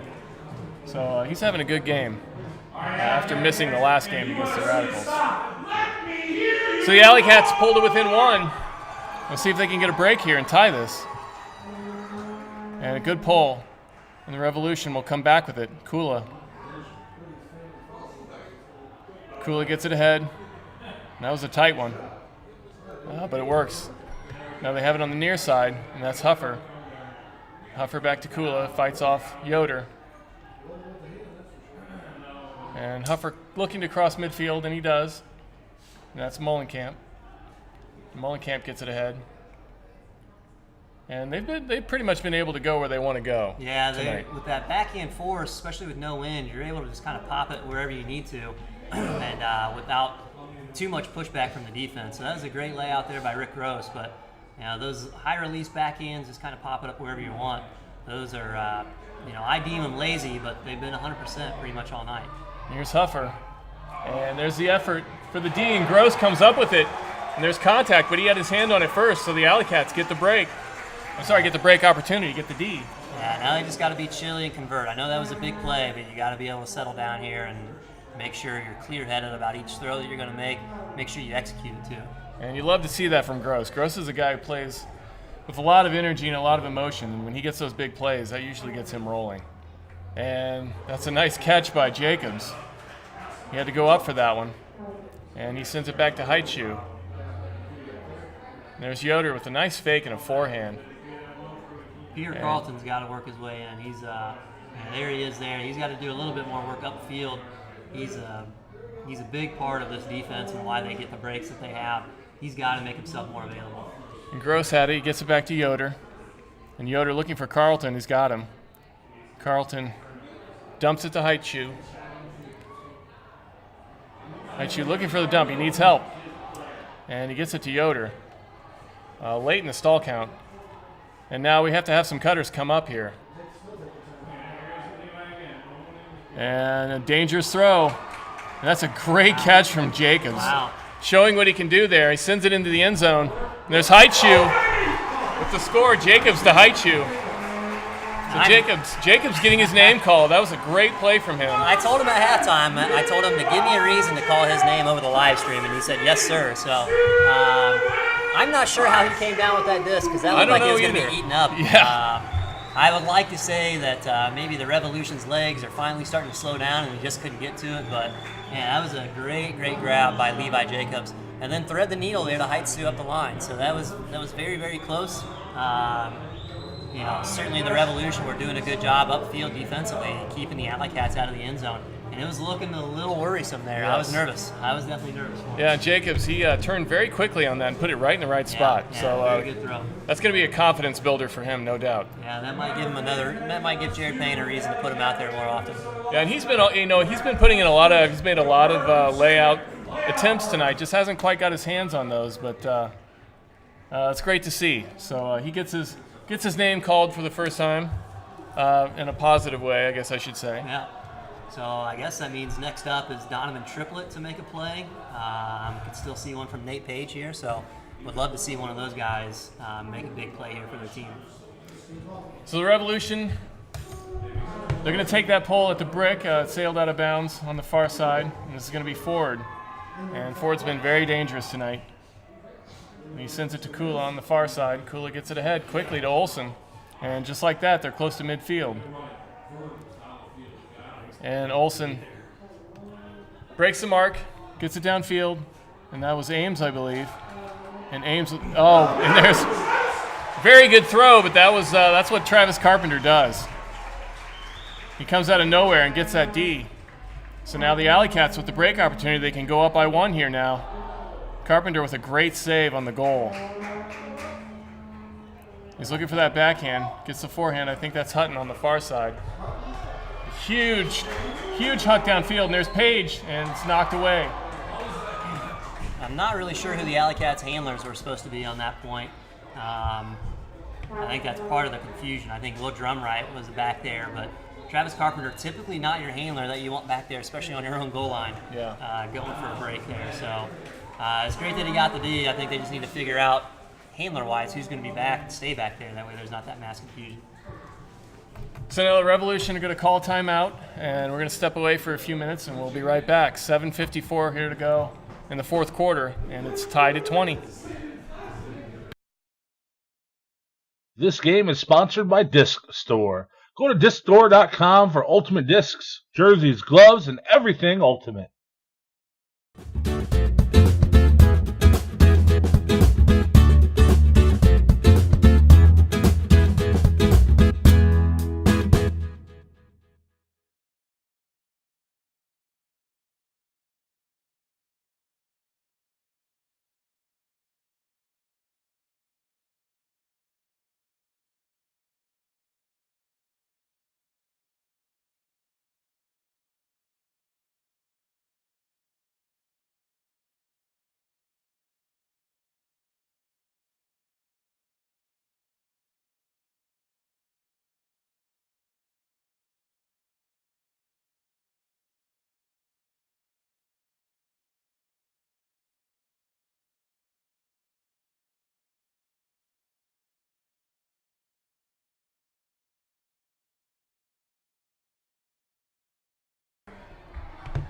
So we're back with you now, 7:54 here to go in the fourth. And this is a great game. It's all tied up at 20. Get there, Gross.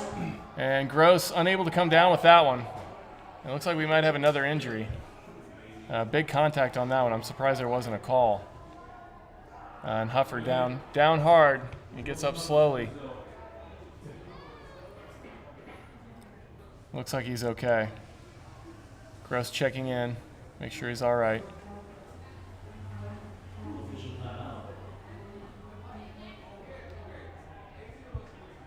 So it looks like Huffer's okay. We're not going to have an official timeout now. And he's going to tap in. They did get a call, so I'm sorry. He steps it ahead 10 yards. He's going to tap it in from there. Face a double team right away. And it's knocked away. And it looks like it's going to be another call, another 10 yards. So the Revolution walking it upfield here. And Kula has it. He sends it to the far side. And they get it to Mullenkamp, close to the goal. And Mullenkamp with the forehand. And just like that, Revolution back up by 1. Yeah, there's a backhand force. Peter Carlton let him get off a forehand. One of those guys who knows that can't happen. He knows that he's letting his teammates down when he lets that break off. You got to do, I don't want to say whatever you can to make sure that doesn't happen, but you shouldn't put yourself in that position. You need to have more responsibility to just make sure that he only gets off a backhand and don't put yourself in that situation where he can get off a forehand. Yeah, and that's Mullenkamp's 5th assist of the game to go with 4 goals. Those are unofficial stats, but whatever he has, he's had a big impact tonight. He's certainly stepped up with the starters missing out this weekend for whatever reasons. He's certainly stepped up big. So the AlleyCats going to get this back going from left to right. Maybe the pull won't be quite as deep this time. And I'm wrong. And Carey will take it on the goal line, and he sends it quickly ahead to Twan. Twan gets it back, and there's Plu up the middle. Can't do anything with it. Has to flop one back to Carey. Carey sends it to Twan. Twan swings it to Cheek on the far side. Cheek fakes over the top. Carey's going to give this back to DVE here on the near side. DVE's put the hat back on, so he's a little easier to recognize. And there's a sliding catch from Carpenter. And he gets it back to Twan. The AlleyCats being patient with it. Here once again, and that's a... I'm not sure if that was a save or not. From this angle, it looked like he might have dropped that. But DVE wanted to... That was the last thing he wanted to do, is have to die for a disc today. But yeah, you can see Bites takes one for the team there to make sure that stays up. So we have a call now in Cincinnati, and Plu's going to mark that forward and face a double team. And he dumps it back to Twan. And it looks like we have another call. Yeah, Kevin Kuhl has been known to have a little bit of an aggressive mark. And so anytime there's this double team going on, you always want to try to throw some fakes. So Plu with a really nice fake there. And puts Kula on the ground. Now Twan has it. Gets it to Carey. Carey finds Plu right on the goal line, and Plu to Brock. And the AlleyCats tie it up once again, 21-all, here with 5:51 to go here in the 4th. And that is 7 assists for Keenan Plu and 7 goals for Cameron Brock. And Brock has no assists and Plu has no goals, so those two guys are... They're on the same wavelength. They are. Hey, you catch them and I throw them. So they're working opposite ends of the disc tonight, which is good to see. Now, as well as they're doing padding their stats, if we come out with a loss on this, it's not really going to mean much for them. I know that they would love to have this win much more than they would to have any goals or any assists. They'd rather go 0 all across the board and still get the win. So the AlleyCats with the pull. Now the Revolution going back left to right. They send it to the far side. That's Mullenkamp once again. And Mullenkamp overthrows that one. First time we've seen him make a mistake tonight, I believe. And here's Carpenter. Carpenter gets it back to Broderick. And there's Yoder, goes back. Broderick with it again, gets the forehand. He's got Jacobs. Jacobs looking downfield. Yeah, some confusion upfield from the cutters. They need to get that figured out. Jacobs gets it to Carlton. Carlton sends a nice forehand across the field to a wide open Carpenter. Carpenter has Jacobs, but it's covered. He has to get that back to Broderick. Now Yoder with it. Yoder gets some contact. It doesn't get the call.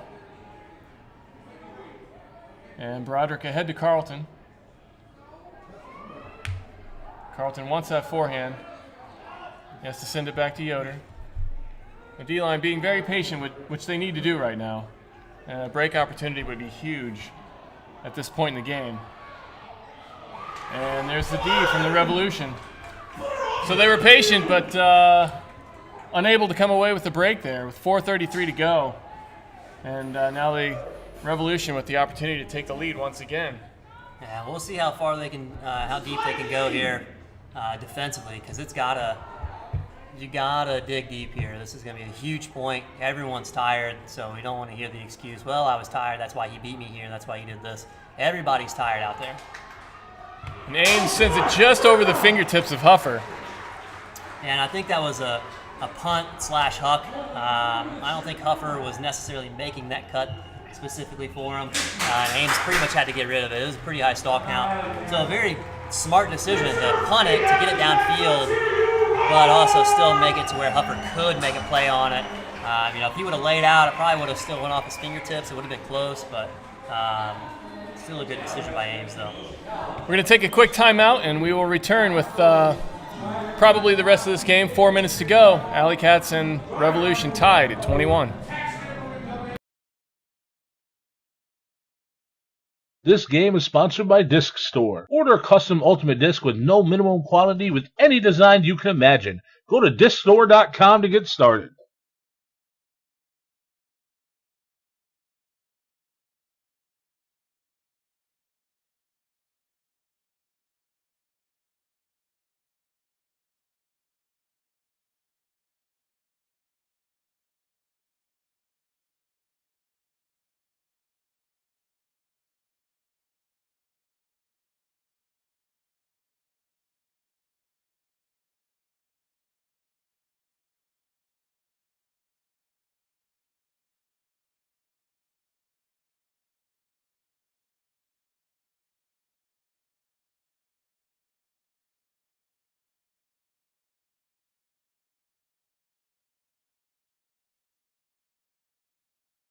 Exciting night here in the Midwest Division of the AUDL. This game tied up at 21 with 4 minutes to go, and the wind chill and the wildfire tied at 14 all in the fourth quarter of their game. So a lot of action in the AUDL tonight.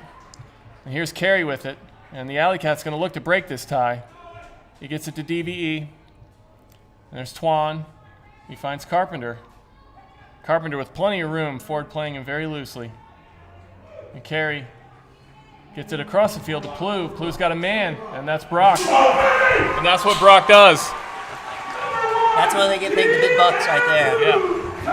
That multi-million-dollar contract that they've signed is specifically for Cameron Brock to catch goals and Keenan Plew to throw them. That's right, and that's 8 assists for Plew and 8 goals for Brock. So they're keeping their slate clean with only assists for Plew and only goals for Brock. I think they made a bond at an agreement at halftime to say, hey, I'm not going to catch it. I'm not going to steal any goals from you one way or the other. I think they're just making it easier for us, right? Keeping it easy on the statisticians. That's right. So now the AlleyCats up by 1, and they take the lead for the first time, I believe, in the second half. Yeah, definitely since the first quarter. So we'll see a break right now would be huge. 3:30 to go here in the fourth. This is where I'd be telling my D-line, who's going to be out there to make the big play for me? Who's going to be the one to send this over the top? And really pull away defensively from the Revolution. Yeah, and the D-line put in a huge effort on that last series, and the offense gave them the goal, so that's got to make them feel good. Here's a huge huck, and Loskar goes up for it, and it unbelievably is brought down by the Revolution. Something wow. like that, Mike Ford wants to put that up. It's getting late in the game. It's a close game. He wants to do those. He wants to do that. So you got to know that if Ford has the disc in his hands, he wants to put it. And that was Kane Olsen who came down with that after it was hit by 2 AlleyCats players. Just a fantastic play. If that's not one of the top 10 plays of the week, I'd be surprised. That was a great play. I couldn't tell from here how many people got a hand on it, but it looked like everyone touched it at least once before Olsen came back down. Yeah. So the Revolution, they're still hanging around. They're not showing any signs of being tired at this point, and that was a very energizing play, I'm going to say, for them. And it's tied at 22 all. So now the AlleyCats have to overcome that and come back with a nice series here and get a goal. And Carey goes deep into the end zone once again, deep in that far corner. And he gets it ahead to Twan, and he's right on the goal line. And this is always a dangerous place. And Twan sends it out, gets it to Carpenter, and they move nicely. And now Brock with it. He needs help. He's got it. It's got Cheek. Cheek to Twan here on the near side. Twan wanted to go down the sideline. Finds Carey. Carey sneaks it through to Carpenter. That was a great throw. Carpenter, he's got Brock. Floats it a little bit. Brock is there, though. Great throw. Another great foot throw from Carpenter tonight. And Brock with his 9th goal. And that one not from Keenan Plew that time. Not from Keenan Plew. That was awkward. That's Carpenter's 4th assist to go with 4 goals. And, we talked about it all night. He's not 100%, but he's put in the effort tonight. Yeah, he's never going to go out there and not give 100%. And I love it right now that he's going back out on defense. He wants to, he wants these points. And, physically he might not be 100%, but mentally he's checked in, he's dialed in, he's ready to go. So, really want to look to see him make a play here. If everybody on this line is healthy, if Gross is healthy, Travis Carpenter's healthy, it's a very formidable lineup to match up anybody against. And Carpenter's out there, and Triplett is on the sideline now, so they're getting some of the more experienced players on the D-line here with 2:38 to go in the 4th quarter, just when they need them. So now Ames sends it to the far side. And that was Mullenkamp, I believe. And there's Huffer with it. Huffer looking for Olsen.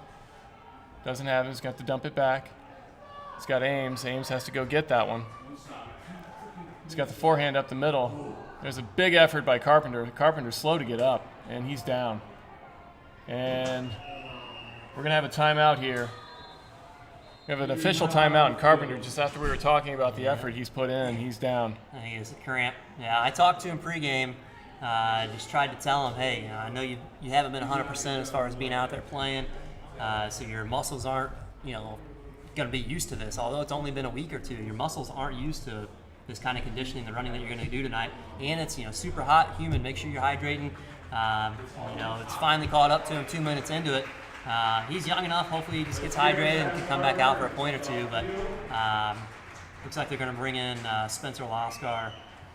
Let's see.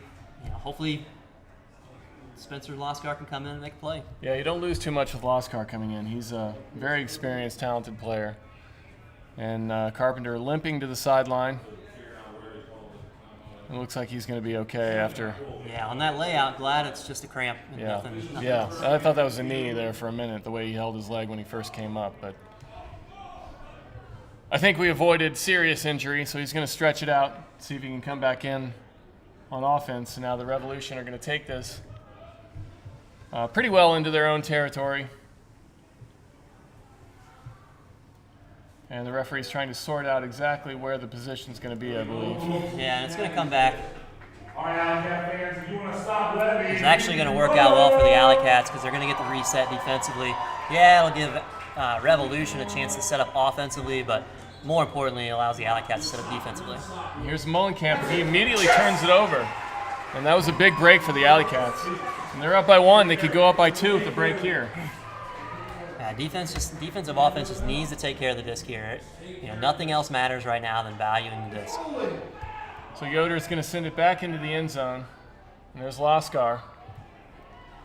Loskar finds Broderick. Sends it quickly ahead. And Yoder's going to go back to get that one. And he has Broderick. Broderick wants that forehand. And there's Hutton. And Hutton back to Broderick with a bit of a flop. And there's Carlton. Carlton on the sideline. Stall count. This is where they're going to bog down. Yeah. They keep on forcing it up that sideline. It's going to be rough. There's Jacobs with it. He's been good from that position once already tonight. And he gets it smartly back to Yoder. That was a nice play. That's what you want. You want to try to get off that sideline as easily as you can. work it back to the break side of the field, and then turn around and center it. Yeah, that was and that's a good effort by the Revolution. They get the D, and now they're going to bring it back the other way and see if they can tie this game. Less than a minute to go, and this has been a fairly long point late in the game. We'll see how much energy these teams have left. And this is Huffer. Huffer gets it ahead. There's some contact. Olsen, no call. Olsen wanted that call. He's got the forehand to the far side. There's a big huck. Let's see if Spencer Loskar can get it back. Loskar goes up and he gets it.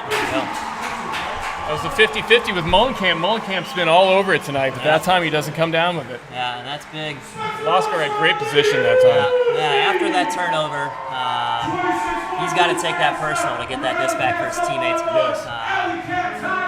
That's one of the things his teammates will they'll forget that turnover since he got that D. So that's right. Just got the word we're going to stay live here through this timeout. So now the AlleyCats are going to bring on their O-line just to try to make sure they can solidify this win. Everyone's telling everybody in the huddle, take it easy. We'll have it underneath. It's working underneath all night for the rest of the game here. And you just hope that everyone still remembers that when the disc is checked in, because there's you always have that one guy who for some reason wants to try to pour it on at the end. Right. Just all you need to do right here is just keep a level head. That's keep right. it nice and easy, and just play pitch and catch, or not pitch and catch, but just throw back and forth like you're throwing in the backyard. And the AlleyCats love these tight games. This is another one-point game. We've seen a few of these so far this year. And we'll see if they can pull this one out. And Spencer Loskar, who came in for Travis Carpenter on that play, makes a huge play. Gets the turnover, but like you said, came back with the D. And that was big. Yeah, it was a great read by Spencer Loskar as far as it hung up there. He made sure he didn't give up position, and then timed it just right to go up there and get that D. In the D line, we saw them struggle again in the first half of this game, but this second half they've started to turn around a little bit. They've had a few big plays here in the fourth quarter in particular. The AlleyCats came into the fourth quarter down by 2, but now they're up by 1. Yeah, I'd like to think the Revolution finally legs are starting to give out on them a little bit, and the AlleyCats still being a little more fresh with more people so they can suck around. So you would like to think that's the case. I'll go ahead and credit that for the reasons for the AlleyCats scratching back into it. So we'll see if they can put the hammer down here. If they go up by 2 with 26 to go, less than 26 to go, 26 seconds here in the fourth quarter, they could probably put this game away. Yeah, and I'm not sure what they're really going over here.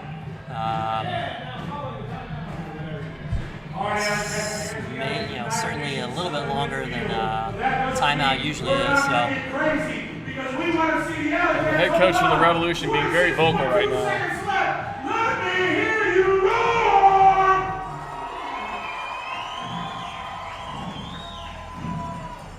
The AlleyCats are going to have the disc close to their own goal line. And here's an update.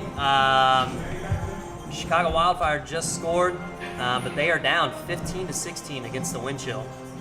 The Wind Chill have been playing very well these past few weeks. Yeah, they have. I think the weather going out, the weather playing a factor in the Minnesota versus Indy game, certainly helping us out because the AlleyCats were down 11-7 when that game was called, and so it's not going to affect our record. I believe if we do have to make that game up, though, it will start at that score. Is that right? I'm not sure. We'd have to double check that. Yes, we double checked that. Our fact checker got back to us very quickly. Our man John Abraham behind the screen giving us some information. So Wizard of Oz back there, being behind the screen. That's right. That would not be a good situation for the AlleyCats because I believe they would have to go up to Minnesota to play that Sunday after playing Detroit on the road. Yeah, it'd be rough. It'd be a rough turnaround, that's for sure. Yeah, so they absolutely need to get this game to try and make sure that game isn't going to count, even if they do have to play that game, because the Wind Chill have playoff implications, or if there's implications with the seeding, we don't want to have to win that game to get into the playoffs. So now the AlleyCats, there's some contact back in the goal, and we get the call. And Antoine's going to bring it up to the line. And he's facing a tight double team. Really, they just need to run this out. And there's Plu Plu gets it to Carey. Carey to DVE. That should be it. And DVE sends it back to Twan. And he can hold it. And that's it. There's the game. So the AlleyCats come away with a huge win. They come out a little bit flat. Yep. They don't have the lead going into the fourth quarter. They turn it around, come away with a 1-point win tonight. And this game, I believe, gives them a magic number of 1 now, depending on what the wind chill do tonight against the Wildfire. Regardless of what the playoff implications are, that was a big win. Yeah. For the confidence of this team. Yeah, I mean, you would have loved to have seen the AlleyCats come out and throttle the Revolution. That would have been even that much more of a confidence booster, especially going up against them one more time. But now Cincinnati, although their season, theoretically is over, or number-wise is over, I can only imagine that Cincinnati is going to come this next game and say, hey, we almost beat them with half of our roster. Why not try to put it to them? As they're trying to build momentum, why not try to put it to them next time we play them? Now, I'm thinking back, I believe the last game that the AlleyCats won was against Detroit 5 weeks ago. 5 weeks ago. That seems like a very, very long time ago. They had a couple weeks off, and they had the loss to Madison. They had the game that was canceled against the wind chill. Yeah. So what does this do for their confidence? Does this get them back on a roll? Yeah, it's going to help, but I mean, there's still a lot of things that you're going to have to work on. Certainly not as convincing of a win as you would like to have. So a lot of things to work on. Your offense has got to get better. I know they're missing people, but your offense has to be, kind of what you can rely on to go out there and score. Just do your job, make the right throws, execute, make the right decisions, those kind of things. And it should be slow and steady offense. I mean, yeah, you got Keenan Plu and Cameron Brock, who can run circles. Joey Carey, who can run circles around people. That's great, but you still have to make the right throw each and every time. Your defense is who you want to be the ones out there making noise. Guys laying out left and right, making plays for you, and that just hasn't been the case. Both offense and defense has been flat, and it's certainly not what you're used to seeing from the AlleyCats. That's right. So now the crowd, we had a good crowd here tonight. They're lining up on the sidelines to congratulate the AlleyCats players. We're going to run through some unofficial AlleyCats stats here at the end of the game. We had Keenan Plu, number 1, with 8 assists. Rick Gross with 2 goals. Cameron Brock with 9 goals. Great game for him tonight. Yeah, absolutely. David Valentine Elam with 2 goals and 4 assists. Joey Carey with the 1 goal. A lot of good work in the back end there in the second half. Filling in. Joey Carey was very good. He struggled a little bit in the first half, but the second half he did a really nice job. Levi Jacobs with his first professional assist. Luke Broderick with an assist. Stephen Haichu with a goal.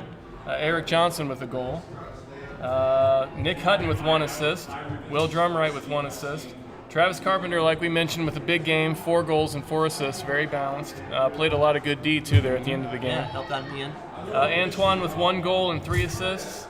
Donovan Triplett with 1 goal, and Jason Yoder with 1 goal. Yeah, so a lot of guys chipped in. A team win all around as far as everyone being involved.